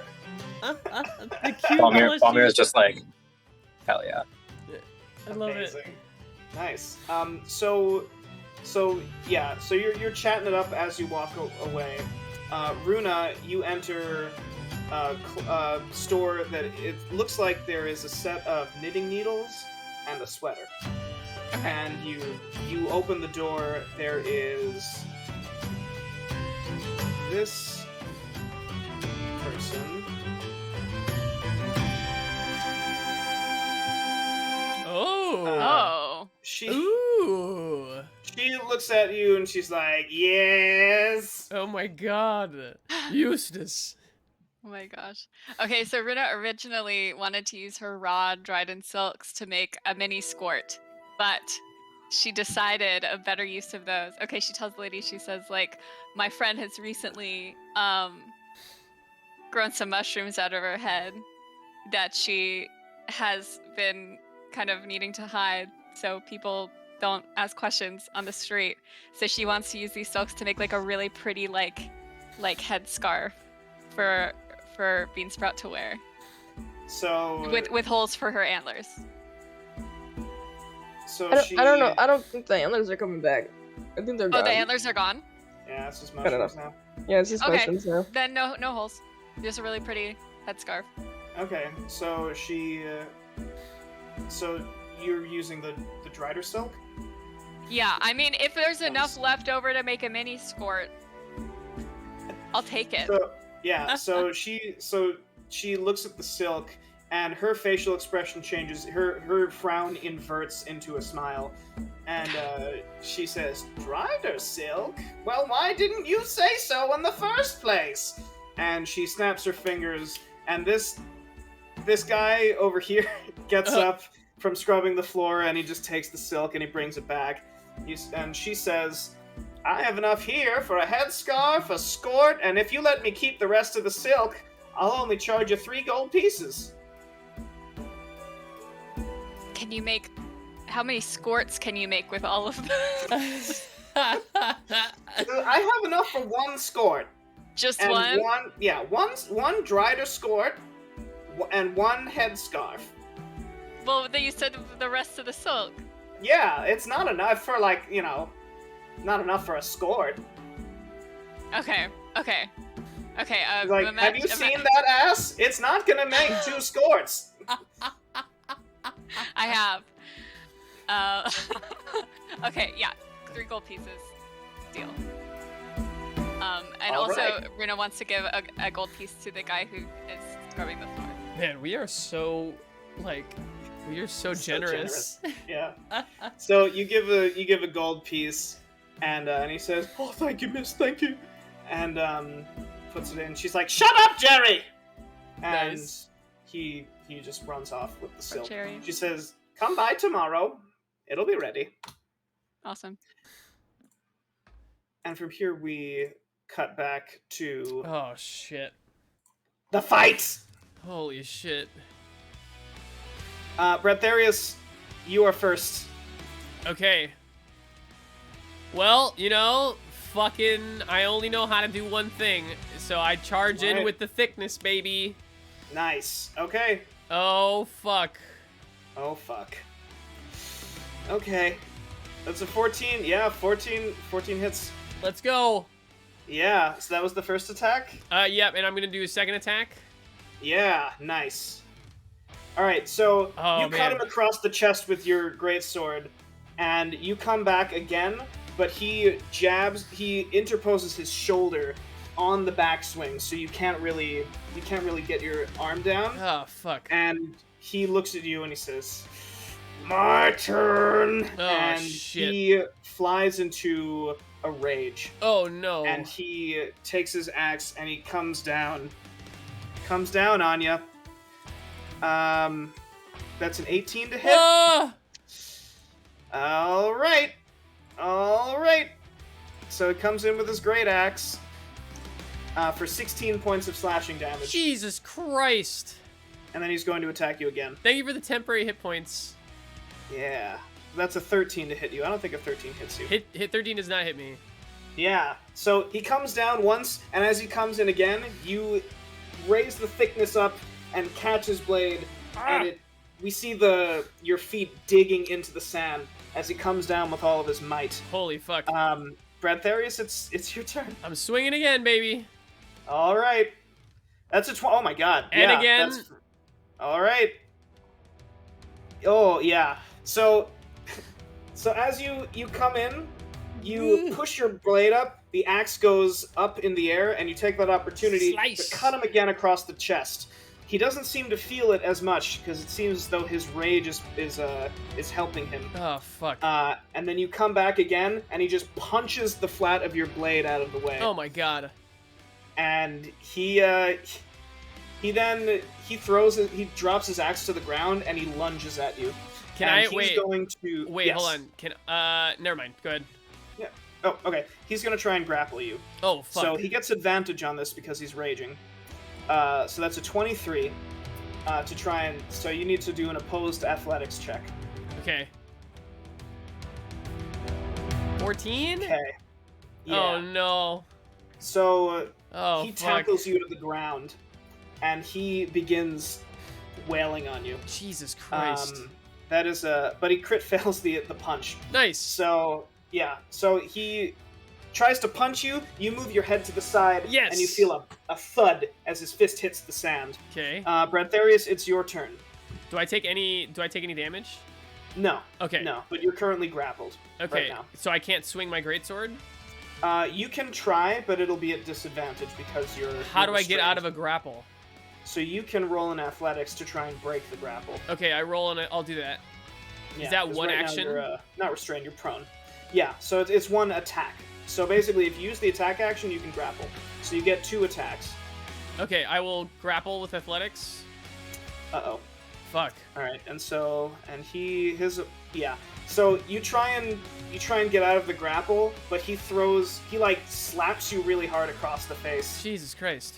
and he says, "Not this time, Can I- new guy." Can I try again? You can go to try and attack him if you want. I You can't. basically only grapple once. Okay. I will All try right. to attack with the greatsword. Oh! All right, 25, yeah. baby! Yeah. Yeah. He slaps you across Ah! the face, and you just Yes! cut up his stomach. Yes! Nice. All right, he's gonna go. So having you on the Christ. ground, he takes his great axe and he begins to try and just chop you up. So because you're prone, he's gonna get advantage on this. Fuck So that's me. a 21 to hit for 17 points of slashing damage. God damn it. And then a 23, and then a 23 to hit for 7 points of slashing damage. Oh As my he just god. starts hacking at you, and he looks up at the crowd, and the blood splatter is all over his face, and he just like looks up, and he's like, ah, and the crowd shit. is all just like cheering. They want blood. Bradtherius, it's your turn. I would like to throw my lance the length, if that's okay, up above him so it lands behind him, and Okay. then teleport behind him for a... Can I do that? Sure. You know what I mean? So like I would You remember- throw it up, so it's like I missed him, but it lands behind him, and then I use my second attack to hit him from behind with the thickness. Sure. Yeah. Yeah? So, Can I give some party advice before this happens? Sebastian, Sure. is that magic? that is That's- indeed magic. Like magic. Oh shit! Wait, will that disqualify me? It's is magic. Fuck! Oh no! Okay, well then I'll just slash him. I'll just Okay. Okay. Yeah. One. That hits. 2. That I'm also. gonna hits. action surge. Okay. Okay. Deep breath for another one. Oh. Ah! Disadvantage. That's unfortunate. Okay. So you get 2 attacks with action surge. I get 2 attacks with action. Oh my god. Yeah. So basically, you take the attack action again, Oh and if fuck. you take the attack action, you attack twice. All right. Damn. So you cut him up, and then you try and come back, but he grabs your wrist and he puts you down to the ground. Shit. You deal that much. Yeah. So he looks bloodied. And he raises his axe. I go Mepis. Fuck, dude. He says, "I don't know who this Mepis is, but he can't save you." That's The a friend from 17 work. or 25. Yeah. So he comes down with his axe for 16 points of slashing damage. 16? I'm dead. Yeah. Oh shit. So he sees Bradtherius bleeding on the floor, and he picks him up by his armor. He stands up, Oh, fuck! and he raises him up, and he raises his axe in the air, and then he turns it downward, and then he turns it up, and then he turns it down. Mepis, is there anything that you'd like to do? Holy shit! Oh my, I didn't think this giant orc man would be here.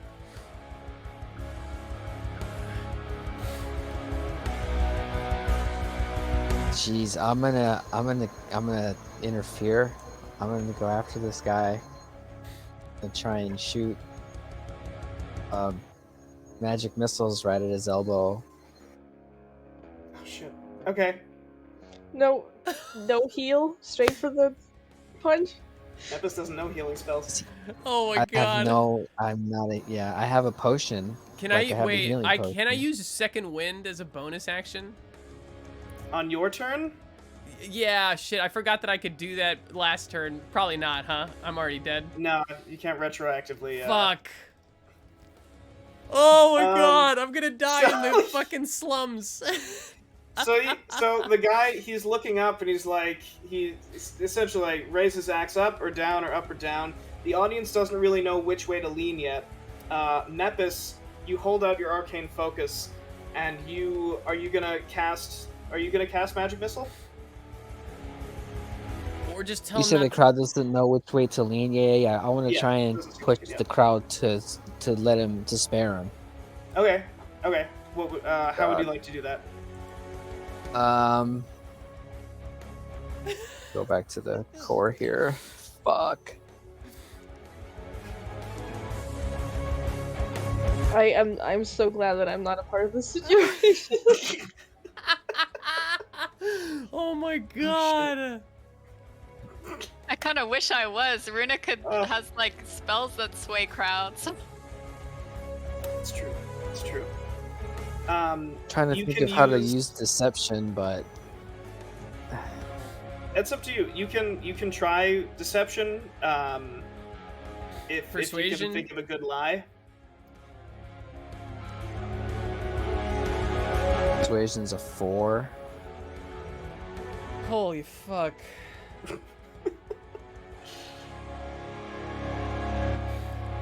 Okay, I'll roll deception and just kind of yell from like the back of the crowd. I said, I heard he's just a stable boy. He doesn't know what he's doing. He's just a dumb horse.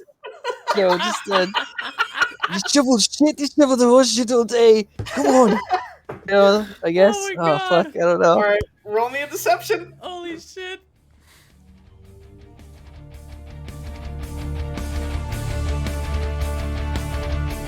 Oh my Oh. god! The 20! So- the nat 20! Holy So shit! the crowd starts chanting, Oh my "Stable God. boy, stable boy, stable boy, stable boy." Stable boy.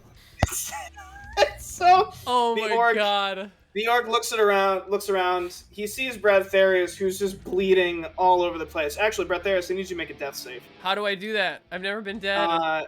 So above your attacks, next to your hit Oh, dice, just click there's death a thing save? that says death save. Yeah, just click death save.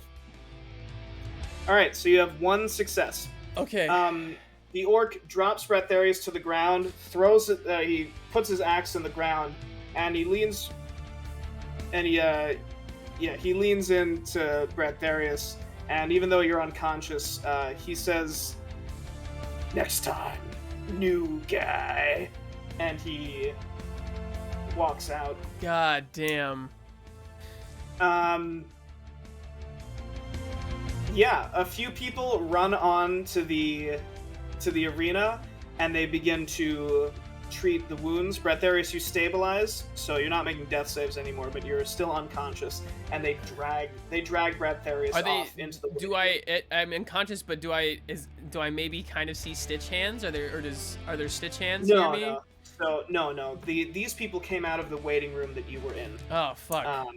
On the other side is the dead area. Damn. And then the living area, they come out and they dragged you off. Oh boy. Holy fuck. Actually I think from there that's probably a good spot for a bio break. So Holy we're gonna shit. go on a bio break real quick. Oh wait, 5 minutes. Yeah. All right, I'll see y'all at 6 o'clock. Sounds good. Oh my god. That was terrifying. That was absolutely terrifying. Alright, chat, we're gonna go on a break. 5 minutes. We'll be back. Don't touch that dial.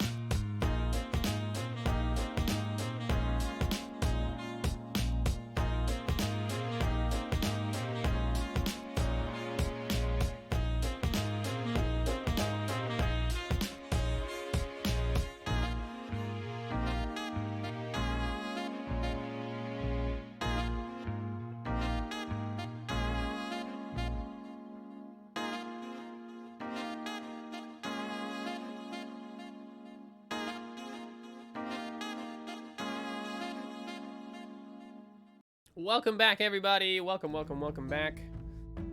Holy shit. So, Bradtherius has almost died to a giant orc in a fighting pit in the sludge ward of the capital.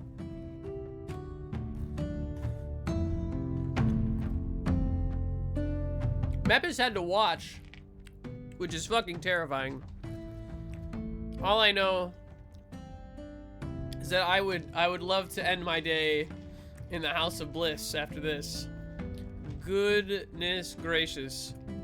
Everyone else is having peaceful times, breaking bread, getting new armor, getting new weapons. And here I am trudging Mepis through the fucking muck to watch me get killed. Oh man. Yeah, nobody knows that I almost died. It took Mepis like a huge super clutch deception to get the crowd to save me. And we're waiting for our adventurers to restart the episode. Are we gonna tell the party? I don't know. We'll see. I honestly have no idea. Oh, man.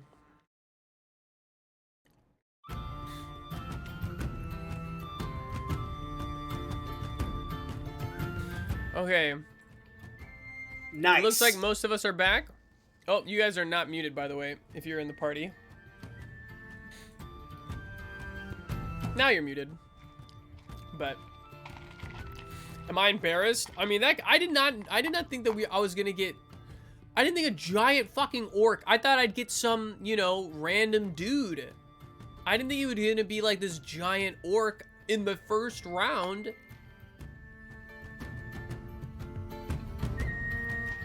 I'm not embarrassed to get absolutely. Bradtherius is probably not gonna. I don't know. We'll see. We'll see. Bradtherius is at the moment unconscious, so we are waiting for one of our adventurers. Looks like we're all back.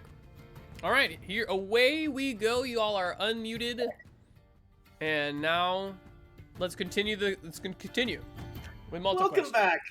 Welcome back, everybody. Holy shit! So we open up. We're actually gonna cut to Beansprout and Runa and Balmir. Okay. The three of you, is there anywhere specific that you'd like to go at this point? So me and Balmir are already at the food place. Runa went to get some stuff tailored. So you're in Yeah, the ward? I'll go meet them. I think I'm done with the tailoring Okay. stuff. So we're all nice. setting food. Yeah. So you're in the larder ward.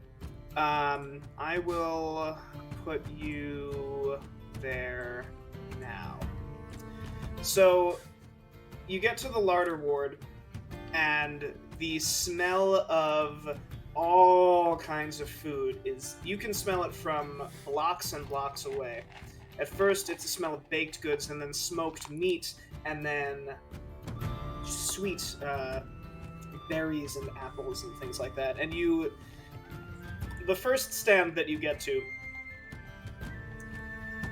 is this guy. Yep. Oh god. We have a great history with like giant pots of soup, so nothing can go wrong here. The first stand you get to is this guy. He is holding out a bowl of ramen. Nice. There seem to be all of these spectral hands helping him get all of his food together. And he looks up, he says, "Order up!" And he slides a bowl down. A grateful human takes it, puts a silver piece on the table, slides it forward, and leaves. And he looks up at you, and he says, "Hello there?"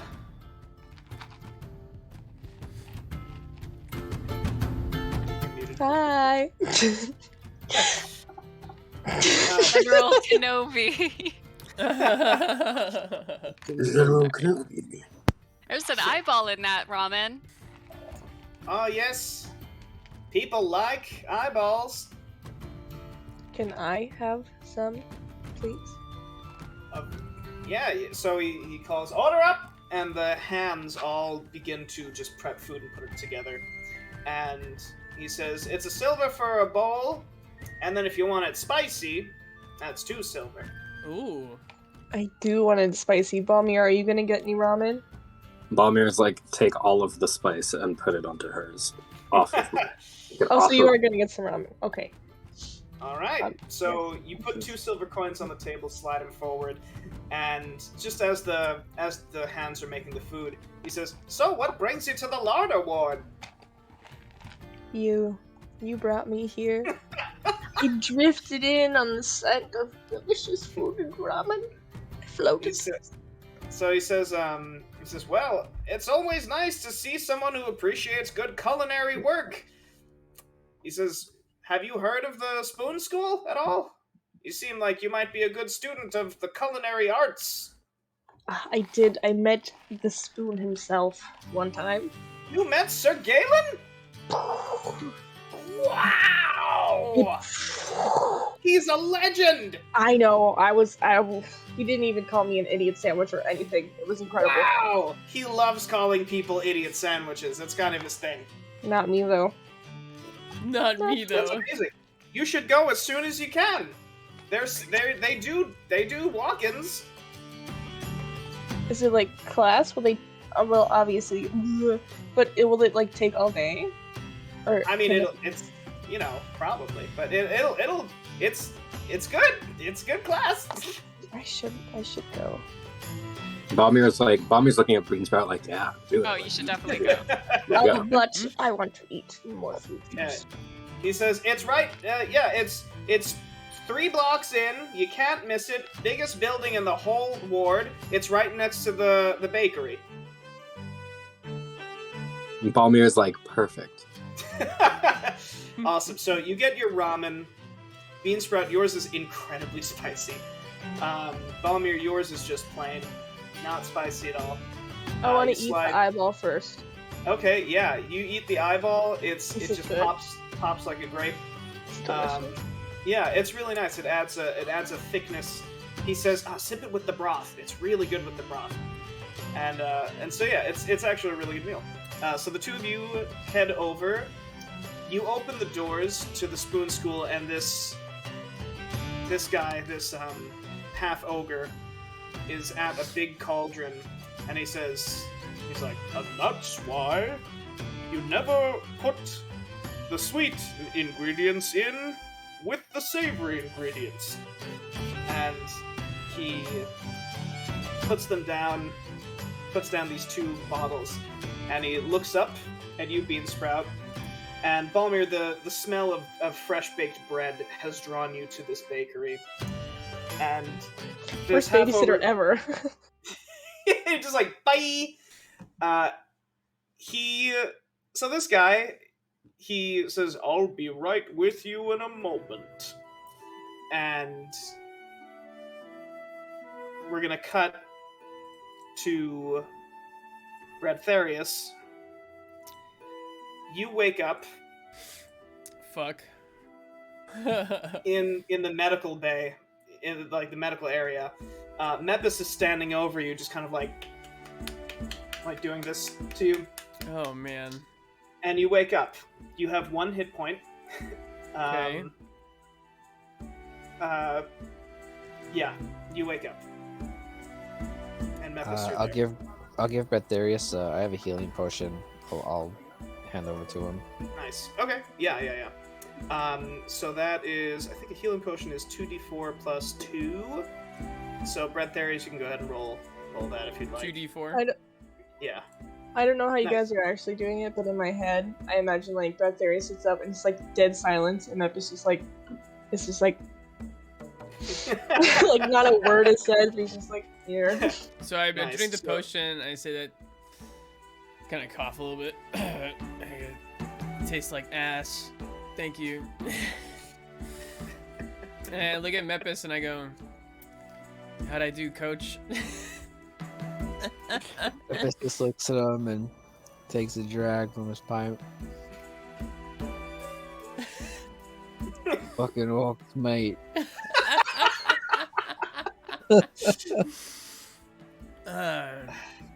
Shit. So I look at Mepis and I said I wish they would have taken me to the dead part, you know, because at least we could have gotten a closer look at Stitch Hands. But then maybe I didn't think it through enough. He would have killed me. And I look at Mepis and I go, how am I alive? Like what happened? Like why didn't he kill me? Crowd was in your favor. Nice. As he's saying that, there's a guy that's just like walking by. He's like, "Nice job, stable boy," and just like starts laughing, and they just walk away. Stable boy. I look at Mepis, like kind of looking like I'm still kind of like half out of it. Nothing. Okay, stable boy. Nothing. I just kind of shrug it off. I'm too like much in pain. Nothing. And I go, Mepis, do we still want to try to find the Stitch Hands, or should we get the fuck out of here? I think we should get the fuck out of here. Okay, right. so I reach my hand up to grab Mepis, like, and he helps, you know, to get like help out of the bed. And I go, I think it's time for that House of Pleasure now. And we try to I don't know where the exit is, so like we try to make our way to the exit of this fucking place. Yeah. You make your way out, and as you do, when you make eye contact with like anyone, they're just like, "Hey, better luck next time, stable boy," and I'm just like, "Yeah, you got it. It's okay." And it seems like they're all just trying to like comfort you. Every time someone calls me stable boy, I look at Mepis. What the fuck is stable boy? Okay. All right, so, oh my god. Okay, so from here we cut to the bakery. Balmir, you get your choice of baguettes. They have like the long, skinny kinds that are really crunchy. They have like the big, thick loaves. They even have like challah. Like they have all kinds of bread here. It is truly a magical place for you, where it's fresh, warm bread, and they have this house-made salted butter that they make in like at the counter, where they just like they're churning milk in front of you, and they just like put in a little bit of this pink salt, and they like throw like 2 slices of chive like right on top, and Gorgeous. they're just like, here you go, and it's Balmir, this, like, yeah, Balmir like takes a lot. He like takes like two things of the butter because he's like, oh hell yeah. Oh yeah. And then he's feeling like it's a crunchy day, so he goes for the fucking thin, long, crunchy baguette. Oh, Nice. absolutely. Nice. Yeah. So we see Balmir come out, and in his quiver, there's like arrows, and then like a bunch of sticks of baguette. I love that. And occasionally he'll just like break a piece off, and just like he's got the thing of like the bowl of butter, and I just like scoop it and eat it. It's a really good day for you. Beansprout, this half ogre, he slowly waddles up to you, and he says, "Well, a new mind for molding, taste buds afire." He says, "Welcome to the Spoon School." Thank And you. He says, who am I? I am a green man. Yes. He says, I am your mentor, your teacher, and your mind molder. Would you like to sign up for classes today? Do you have coin? I have lots of coins. They're all different colors. They're really Good. shiny. Good. So you exchange your money, and you sit in on the first class, which is basically like table etiquette 101. And Okay, this I is- am like the first everything I heard him say was to keep savory and sweet apart, which is so incorrect because those are like that's like my favorite blend. So I feel like maybe maybe this is a little sillier than I think it is, but also Yeah. I'm trying to learn. Well, so he begins to take ingredients out, and he holds the two vials the two jars that he was holding when he first came in, and he says, "Now these spices, they don't mix well because this has dwarven fire salt, the savory, and it doesn't mix in with pixium, which is the sweet. If you mix them together, they explode. So we try and keep those separate here until it's ready to be baked." Like pop rocks or like explosion. I don't know what a pop rock is, but it there's a lot. Last time someone mixed these two together, a building caught on fire. So we try and keep these separate. In the middle of the class, there is a knock at the door, and There's nobody there. It's Beansprout! No. The door opens, and there's a hooded figure, just like a cloaked human, that has a package. And it gives, this human gives the package to the half-ogre, and he says, "Thank you." And the human leaves. He says, he says, "Sometimes we get, these nobles want all kinds of exotic meats and such. We get custom orders from time to time." And he opens a drawer and he puts the package in, and he closes it. Beansprout, you notice a smell of sulfur. Ooh. I want you to roll me I want to say perception, but I just don't think that's correct. So it could be nature or medicine or survival. It could be something that has to do with your skill of the natural world. That would also pertain to your sense of smell. So you know what? I guess, insight. I think insight makes sense.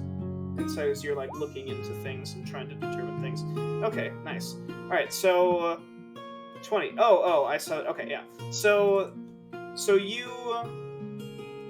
you take a whiff of this, and you notice that the blood dripping from it looks like it's a package of meat. When the blood drips on the floor, there's a little sizzle. Ooh. This actually reminds you of when you were in the cave of Akka the Fang, and Akka had given a package to one of his gnolls that was sent through a portal. It had a similar smell to this.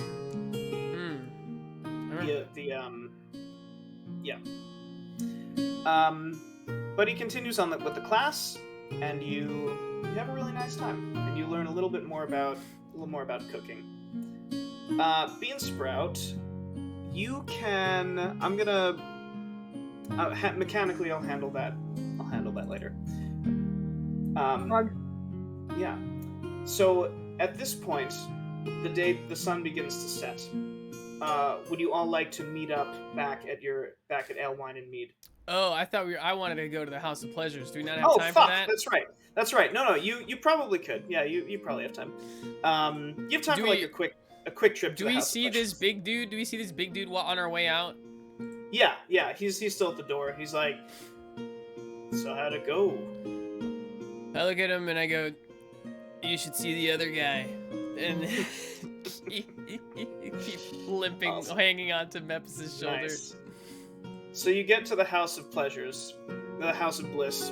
Do we notice any like cloves, or was it the cloves or the gang members? Do we notice any of them as we walk? What's your perception check?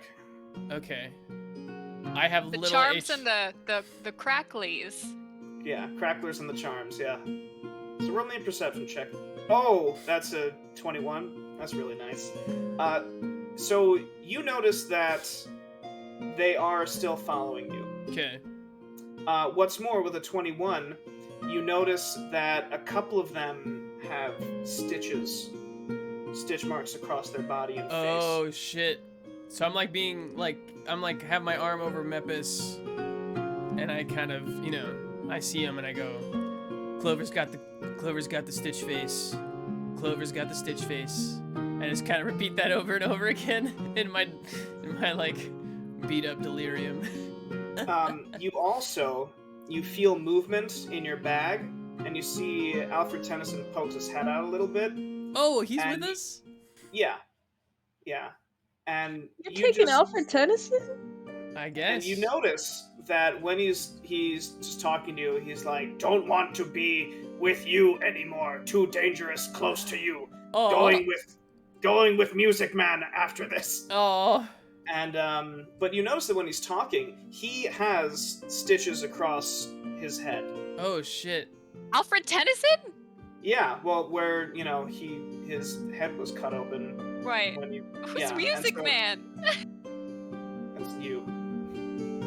Music Man? He is everyone's man to him. He's a goblin. Yeah. Balmir is Short Man, and Beansprout is Horn Man, and Mepis is Blue Man, Bradtherius is Big Man, and you're Music Man. So you enter into the House of Bliss, and there are all kinds of performers dancing around. What are you looking for here, Bradtherius? I'm looking for. I think I already know, but go ahead. Well, I'm injured, and I promised Mepis that we'd come here, and I got because I beat him in the arm wrestling contest, and he's looking for a nurse. I need someone who's just gonna make me feel all right. Get my hit points all the way up, if you know what I'm saying. That's fine. So, okay, yeah. So you do that. I'm just gonna say that it costs you a single gold piece. Nice. For services rendered. And what about for Mepis? Does Mepis? I mean, I feel bad. I feel bad. I feel. Yeah. Oh my dragging God. Mepis does a Podrick pain, and they refuse to accept payment. They refuse. Well, so Mepis. Oh my God. So Mepis, I want you to roll me a perception as well, as you're also getting your services. This is a weird session. So you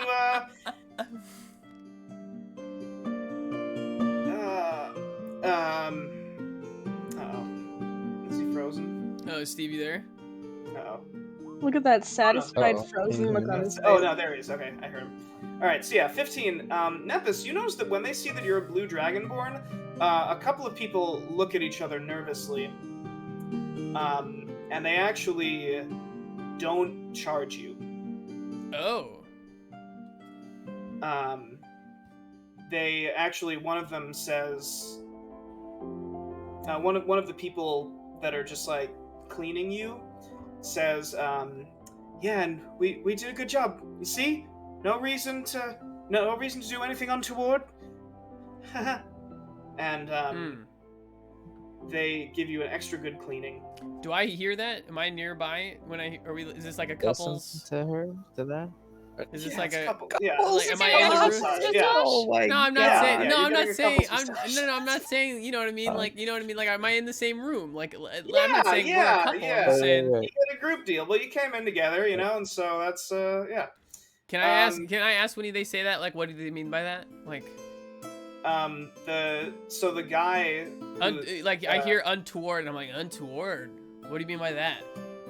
So one of them says, well, we didn't want any trouble, in case there's an inspection or anything like that. We know who you are. And she says to Mepis, and she says, and we don't want no trouble. Everything's fine here. Do I know what they're referencing? No. Is this like a capital thing? It seems as though when Mepis pulled his hood back and they saw him, they all got very scared. So we're both in a tub. I stand up in the tub. I want to intimidate whoever is fucking making these.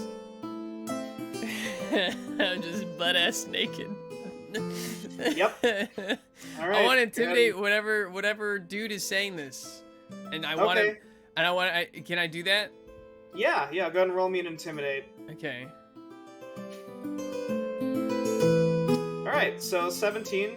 Does Bradtherius being naked add advantage or disadvantage?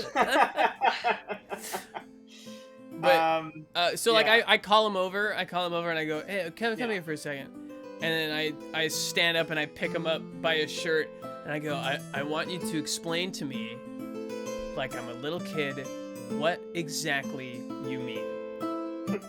So he says, is this a test? Am I being tested right now? No test. Just tell me what the fuck you're talking about. And he can see that I'm like a bloodied up and obviously not afraid to get into a fight. Yeah, he eyes the cut, the deep gash around your rib cage that seems to have been hastily healed by magic and will leave a scar. And he says, well, we know that the Blue Terror, we don't fuck with him ever since the last time he came in. And I look over at Mepis and I look back at him and I go, the Blue Terror, huh? Say more. He says, well, yeah, Blue Terror or any of the fellas that he came in with last time. We got a message the first time. We know who's in charge. We know where to put the bodies. You know, same pickup as usual. The bodies. Okay. Fuck. What is happening here? Refresh my memory. I tell him. Refresh my memory. So he says, well, I guess you weren't there, but last time he came in, he was with a real big man, and with another guy who he had a very strange look about him. Had this glowing left eye. Oh, and, okay. And then there was another big hooded fella. But I could have sworn he was a goblin, but I don't know. It was a little big for a goblin. But and a couple of other folks. But I swear they told us. He told us just what I'm going to tell you. We get anyone who croaks in the business, we put them out, put them in the shed, and they'll be collected. Once every other week. I kind of like nod to tell him he's done a good job, and I say, and I tell him these sound like friends of ours. Did they say where you could find them? I said, they didn't say none. They just told us to mind ourselves and keep it under our hats, which is what we're doing. No need. We didn't tell no one but the people that already know, which is to say you and Mr. Blue Terror over there. So I'm a go. I'm sorry, I didn't know you were with him until you sat down. I thought, couples massage is couples massage, but I didn't realize that you were with the Blue Terror. Oh, right. I'm sorry, sir. I put him down and I flip him a gold coin. So he tries to catch it and he drops it. He fumbles it and he picks it up. He's like, "Oh, thank you, sir. Thank you, sir." And they begin to back out.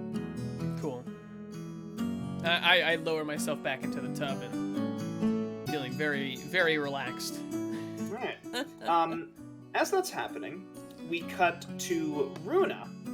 So, Runa, remind me which ward you were going to next. I don't know. Nice.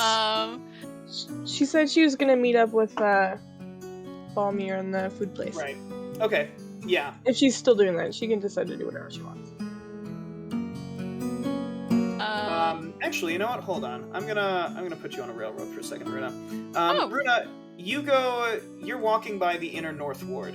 Mm-hmm. And there is a small crowd of people gathered around a musician who's in the square.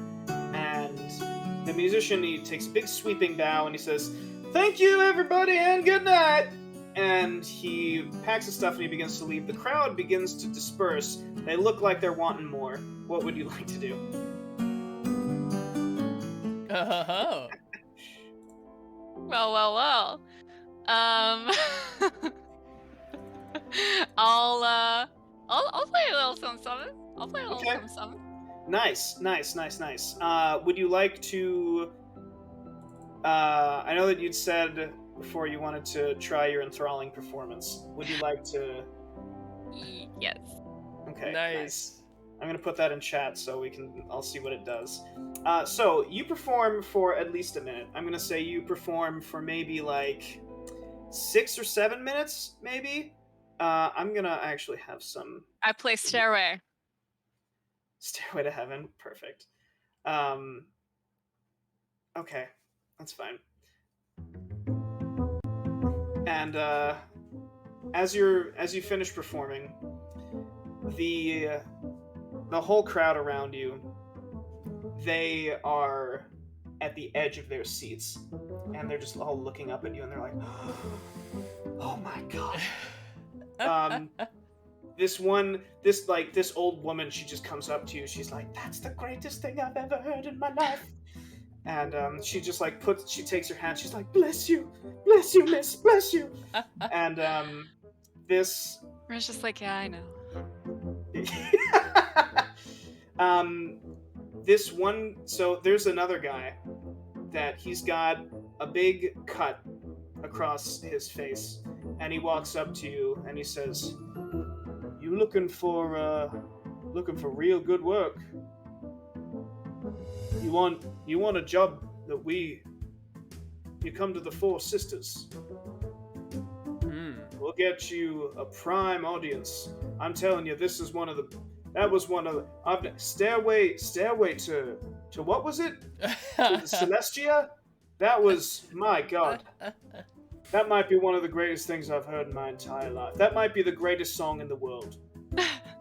And I'll tell you, I'll take you straight to Delilah myself. She'll love that." Runa, you remember that your mother told you to seek out Delilah, the leader of the Zenith gang, if you wanted information about Essence. Let's do it. So he says, "All right, I'm gonna tell her all about you. You come to the Four Sisters in an hour's time. I got you. I'll bring you. You asked for I'm Clyde. You asked for Clyde at the door. I'll bring you right up to her. Wait. Well, what's your name? Oh shit. What's your name?" Runa Fenharel. Runa Fenharel. God damn. All right. And he gives you a nod and he walks away and he's just like whistling. And he's just like going out. You make it to the larder ward where you meet up with Beansprout and Balmir. Yeah, is there anything else that all of you would like to do before you meet up again? Runa's like, should I change it to like just Runa, like Madonna, like just first name? Yeah. All right. So the five of you meet up again at Ale, Wine, and Mead, and you're a bit worse for wear. Well, a couple of you, one of you, are a bit worse for wear. Yeah, we know. Yeah. Would you all like to exchange information to each other? What I mean, you go ahead and RP this. Whatever you'd like. I go up to the bar. We're at the bar, at the tap. Yeah, I'd like to just order. I'll say drinks are on me. I'll have 5 ales, and whatever they want. So Irma, she says, "You look like you had a rough day there, son," and she slides the 5 ales up. She says, "You want to talk about it?" I look at Mepis and I say, I'd rather not. I understand. There are very few things that can wash down the taste of shame. And she slides the... What? Oh my she God. pushes the beers up a little bit. And she gives you a nod, and she goes back to her business. And you take the 5 ales, you put them out on the table, and you all begin to drink. Oh no! All those These 5 are ales, busy those too. those 5 are all for ales, you. those are just for. Yeah, I said Oh, I those see. 5 ales are for me, and then whatever everyone else wants, I'll also pay for that. But the 5 ales are just for me. I am getting Okay. hammered. She goes, well, that's good too. And so you all begin to drink your drinks that you order, and you're at the table together. I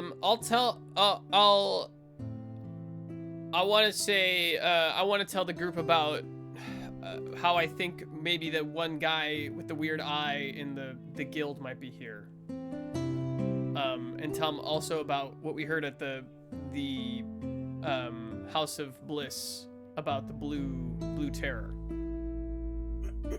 So while we were at the House of Bliss, apparently there's another blue dragonborn out here called the Blue Terror, and he might be working with our friend from the Bolthos Guild, our one-eyed friend.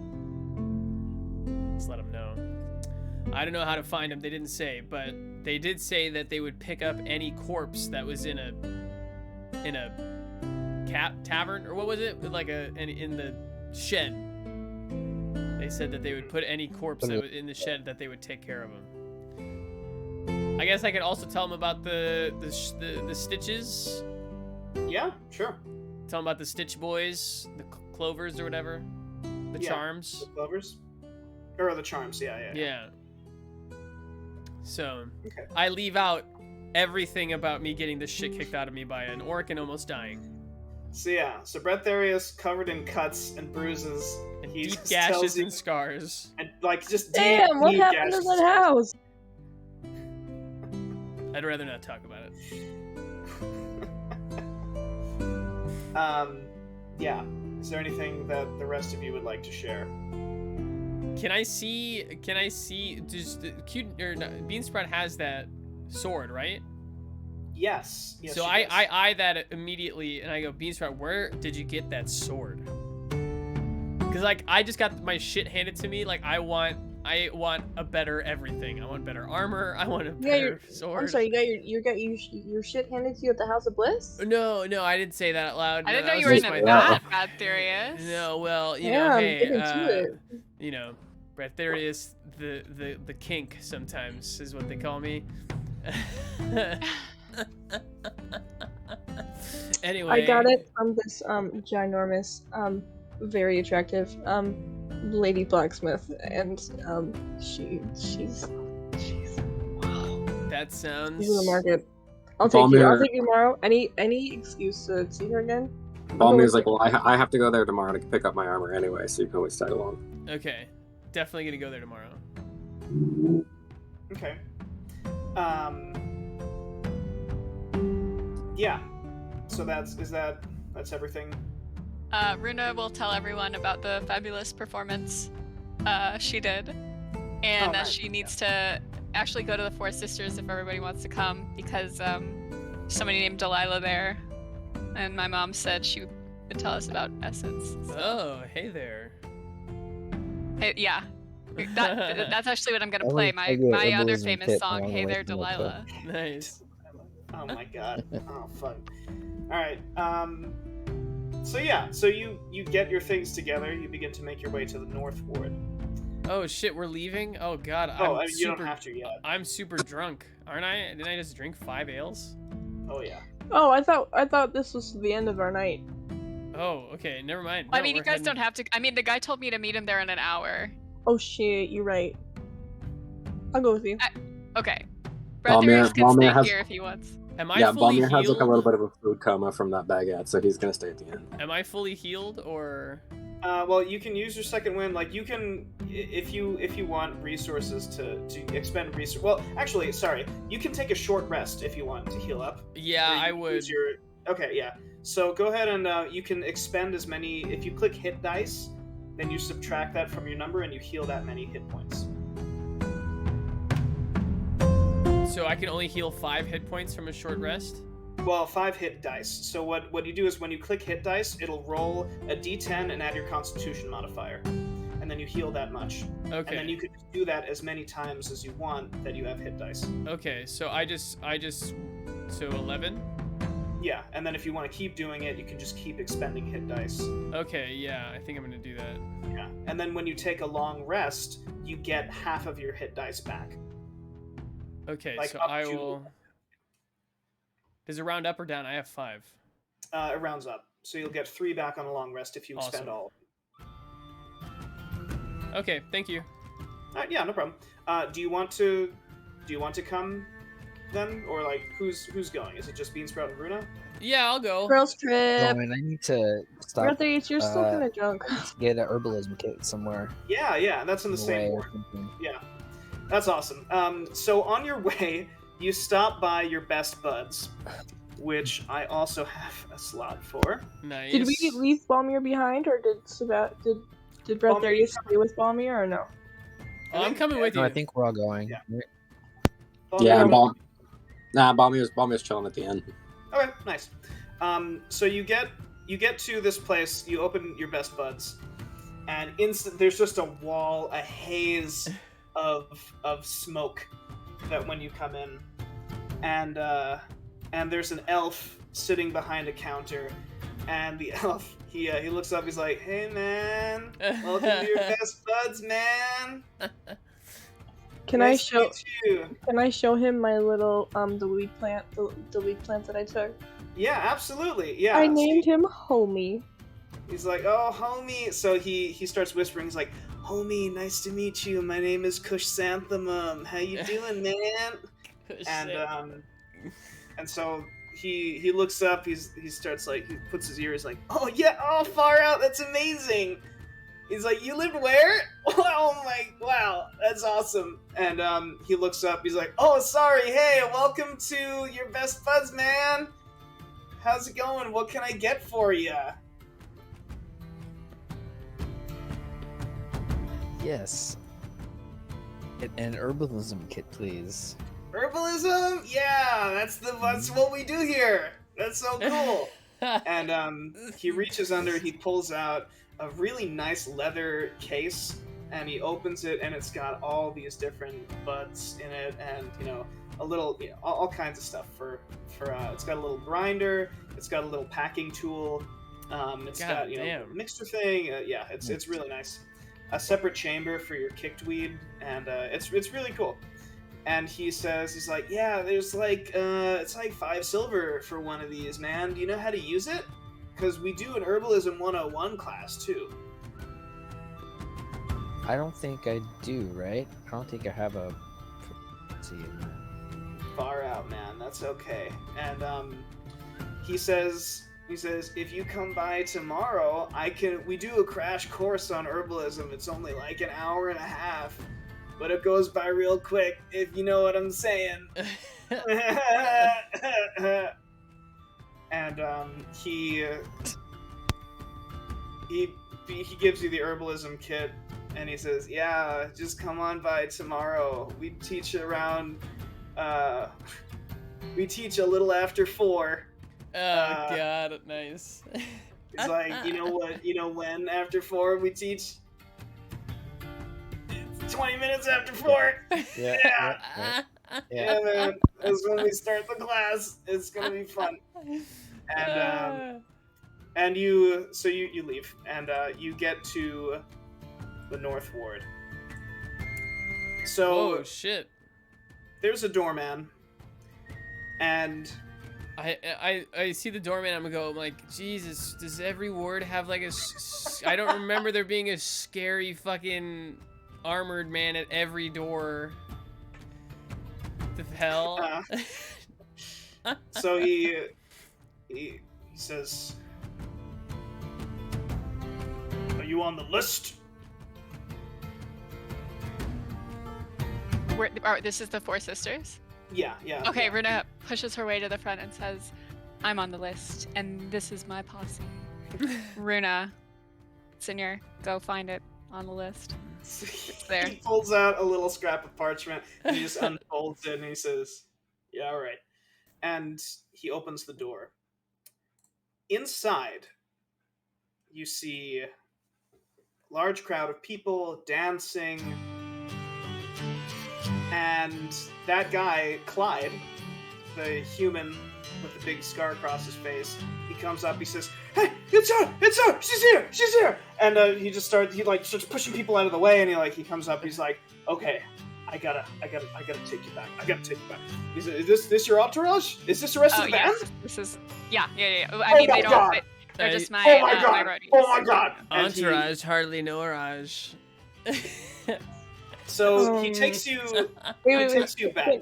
Can I Yes. put that up? Can you what? Can I put that up? Can I put that out, please? Pet the dog. Oh, pet the dog? Oh my god. Sure. Yeah. Yes. Yeah. There's a little dog. You give him a little pet. You one of What's the likelihood he'll just come with me? Unlikely. Un- His owner is right there. But you go back, and there is a woman sitting at a table all the way at the back, Oh. and she has a viscous red wine that she's looking at. And the man comes up and he says, "Lady Delilah, this is the performer I was telling you about." And she says, "Leave us." And he leaves. You notice that there's a pretty wide berth around the table that she's sitting at. And she, without looking up, she sniffs the air. She's like, "There is no smell. This is good. This is very good." And she says, "Normally, there is a horrid stench when dealing with merchants." And then she flicks her eyes up to Bradtherius very briefly, and she says, "And nobles." And she goes back to her glass, and she says, "It is sickening, the spices and the perfumes that those of the upper class drench themselves in." And she puts her glass down, and she looks up at the five of you, and Four of she us. slowly, the four of you, and she slowly eyes each of you, and she says, "And you have no stench. This tells me what I must know, Mm. and why you are really here." She says, "So, now I know what you want. You tell me what you can offer me." Beansprout's just like, oh. She's like, no. Bradtherius is incredibly drunk. So, not incredibly. He's sobering up, kind of, but I have no idea what's going on. So she looks at Runa, and she says, "This was clever, you using your talents to get in through the front door. But it seems like you are not here for a job." I mean, I could be. She's really good. She's really good. You could hire her. So she gestures to the chairs so that you all might sit. And she says, "You do not smell like noble, but I know you." She's And looking at she me. knew before. She's looking at me? Yeah, you, Bradtherius. Oh. She says, "You know who I am?" Do I? So, not by face. So I look at her and I go, "No." She says, "Well, of course not. You are noble, and typically we in Zenith do not deal well with nobles. I actually remember you from a Oh. long time ago. You had the audacity to come into my territory in your fancy clothes and your fancy stink. And, well, we had something to say about that, didn't we?" Oh shit, she's part of the gang. Yeah. Oh fuck. Right, because remember I got this right. I got jumped by a gang, right? Yeah, When I was a they kid. took all your clothes and sent you back naked. Yeah. Told us he She's- kicked all their asses and sent him back naked. No. She says, "Oh, did he now?" I don't remember that. It was very. It was a passing moment a few sessions ago, but Yeah. she says, "You are not living noble life now. You return home in secret. This tells me you come to eliminate those who exile you. Yes? Well, only because they tried to eliminate me first. Yes. Something else I noticed: there is a distinct lack of assassins here in the city, which tells me that they have been out looking for someone. Huh. I Yeah. believe that someone was you." We might have crossed paths, and I'm here, and they're not. So she says, "This makes us friends. Yes, we have mutual enemy. Okay, cool. An enemy who I do not know, but who seems to know you quite well. My enemies have begun making moves, flooding the streets with this drug called potential. It's causing unrest. I pride myself in control of the other gangs, but their boldness of late has made me uneasy." What do you... when she says control of the other gangs, I kind of chirp up and I ask her, what do you know about the Clover Boys? The Clovers and the Charms have been at it since... Or the Charms, sorry. well, Charms Isn't and it the charms and the crackles? Yeah, I keep Charms calling... and the- Sorry, Charms and the Crackles. I keep calling the Clovers... I keep calling the Charms the Clovers, but they're called the Charms. The Charms and Crackles have been at it for a long time. However, recently, the Charms have been making deals with others as well. It is strange. In different districts, there are different gangs that seem to be having upgrades.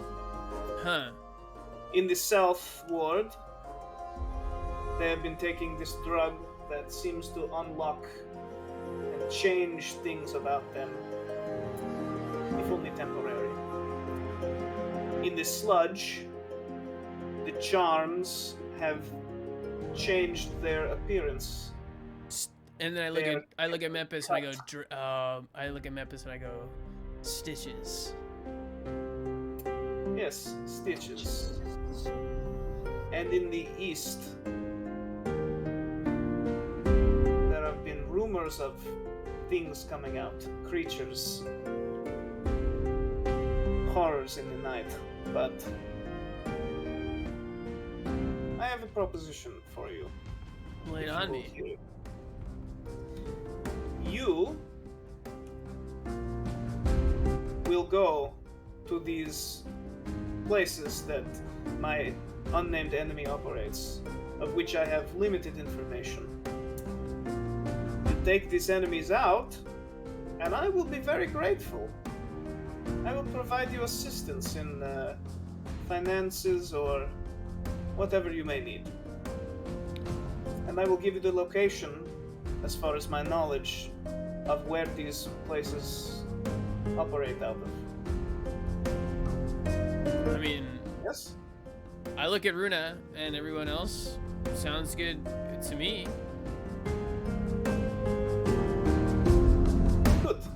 Good. Do we have time for that? I'm happy to. I'm probably it's not gonna happen This is who today. we were looking for, right? This is who we. Yeah, this we is need- we- well, her right? and Uncle Pragan were the two contacts that we knew about in the Right. capital. Yeah. We quick cut to Balmir. Balmir, you've got all this bread laid out in front of you on the table, and there are people that are like kind of walking by the table. They're like, "Hey, good looking, nice bread you got there," and they're just like, you're the belle of the ball with this really good bread and butter. I don't know if there's anything you want to do with that. I just wanted to cut to that and just say that it happened. No, Balmir's having just a fucking great time. He's just straight chilling. He's like, this is great. So there is a we quick cut. I'm assuming if that's everything that you wanted to do at the okay. We cut to the next day where Balmir, you're picking up your armor, and everyone is getting kind of what they need. Mepis, you take your Herbalism 101 class. Can I buy new armor and weapons from that lady? Yeah, absolutely. Absolutely. Yeah. She says, she comes up. So I want to walk in and I go, I throw my armor on the table. I throw the sword on the table. I show him the scar. I go, I want to be able to kill giant orcs, damn it. She's like, okay, settle down. We've all been there. I get it. Pouches of gold. I'm just like, make it happen. Throwing it out. She says, okay, all right, okay. I need to just, all right, we'll work something out, I'm sure. As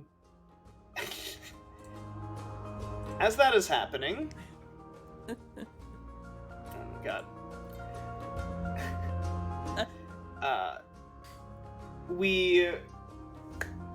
So yeah, okay.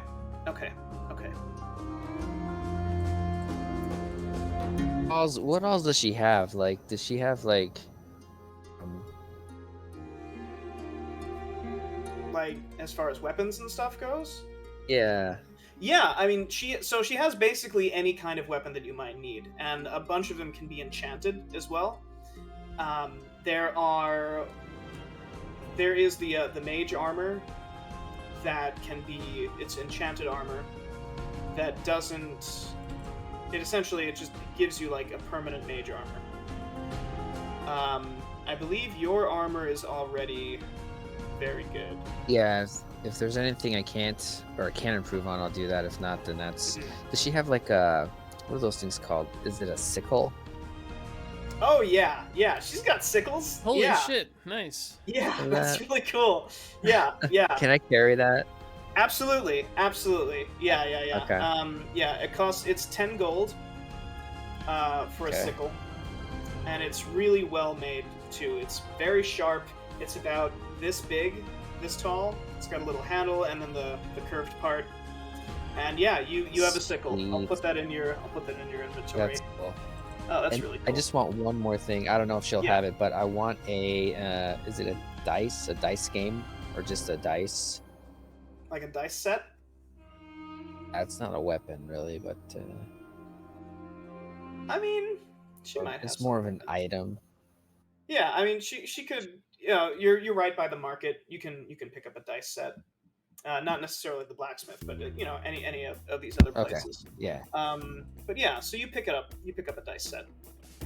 And from here, we zoom out. We see the sun begin to set, and the moon, and then the moon setting, and then the sun rising up again. And we fade to the following afternoon. And we see the Bolthos Bamps standing at the southern gate. They're patiently waiting for Bradtherius' uncle to show. We hear the bells that toll noon, and the party is waiting. And they wait, and they wait. No. And they continue waiting. And an hour goes by, and they begin to pack their things, when a small bird lands on Beansprout's shoulder. And she looks at the bird, noticing wispy arcane energy floating off of it. And the bird flits from Beansprout's shoulder to Bradtherius, and it opens its mouth, and we hear a voice come out of it. It's the voice of Care the Conjurer. Bradtherius, I'm hoping this finds you in good health and in a timely manner. I was contacted by a relative of yours not too long ago, and he informed me of the situation. When last we spoke, he said he was going to follow up on a lead. I have not heard from him in several days. I knew that the first was approaching, so I sent this messenger out in hopes that you'll get this message. Your uncle is in danger. And that's where we'll end for today. Uncle Pragan! Oh, we gotta save my uncle and kill my dad. All right. Damn. Nice job, everybody. Good sandbox episode. Holy shit. I almost died. All right. So, we definitely learned new things about the world. We definitely gained new things of value. And then last but not least, we're going to go for bond changes. We didn't have an initiative order today, so we're going to go in the reverse of the fun facts. So we'll start with Runa. Are there any bond changes for you?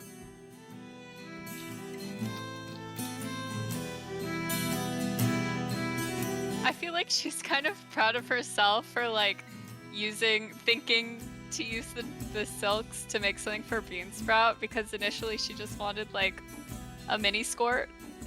She was like, no, you should do this. Yeah, self bond. Yeah, nice. All right, Mepis, any bond changes for you? Yeah, definitely closer to Bradtherius, given the whole side adventure. Watching me die. And just maybe the quick thinking instead of attacking that orc to switch the crowds. The stable boy might have to tell him what that means eventually, but I feel like he's kind of like a little hero in the sludge area now. Maybe they've heard of this boy. Stable boy. Awesome. Bradtherius, any bond changes for you? Huge bond change with Mepis. I mean, I don't know what exactly he did to save me, but I know that he did do something to save me. I feel terrible about bringing him along and like absolutely getting my shit rocked against orcs. I have also a bond change with like that giant orc. I want to fucking kill that guy at some point. So I definitely want my revenge, and hopefully I'll get some nice new weapons from those blacksmiths. But yeah. Nice. Do we know if he was enhanced at all? Was he just I don't know. power? We don't. Not yet. We'll have to find out. Beansprout, any bond changes for you? Runa and I had such a nice girly shopping trip together. I just love her. And I want to give her all of the nice things that I have. I mean, she loves all you guys. Party's cool.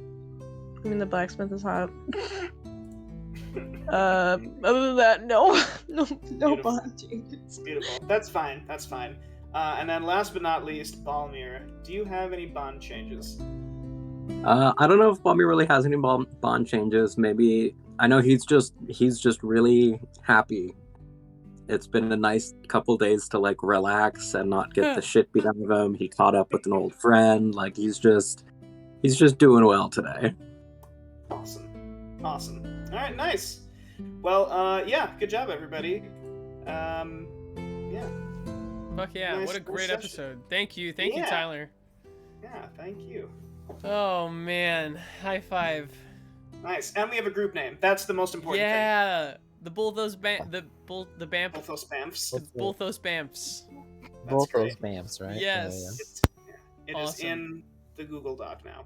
Awesome. Well, thank y'all. We'll have the next episode posted or whenever it is when we decide when we're doing another episode. And until then, I'll see you around. I gotta run like downtown to catch a show with my alma mater. So. Oh shit. Yeah. Okay. Thank you all so much. I will see you soon. Bye. Bye. All right, Chad. I have to bounce. I don't know if I'm gonna raid anybody. I don't know who's on. I don't even know if people are... Okay, we have some folks here. Cool. Yeah, let's raid the other Sebastian Arteller. Hop in this raid. It's going to be really quick. I will see you all on either Monday or Tuesday. Love you tons. I gotta run, but I love you tons. Thank you so much. This is a great episode. I almost died. People had great opportunities, awesome merchants, new characters. My uncle's in danger. We have Delilah giving us quests. It's going to be great. I'm very excited for the next episode. Thank you all for joining us. I'll see you around. Go say hi to the other Seb. Bye!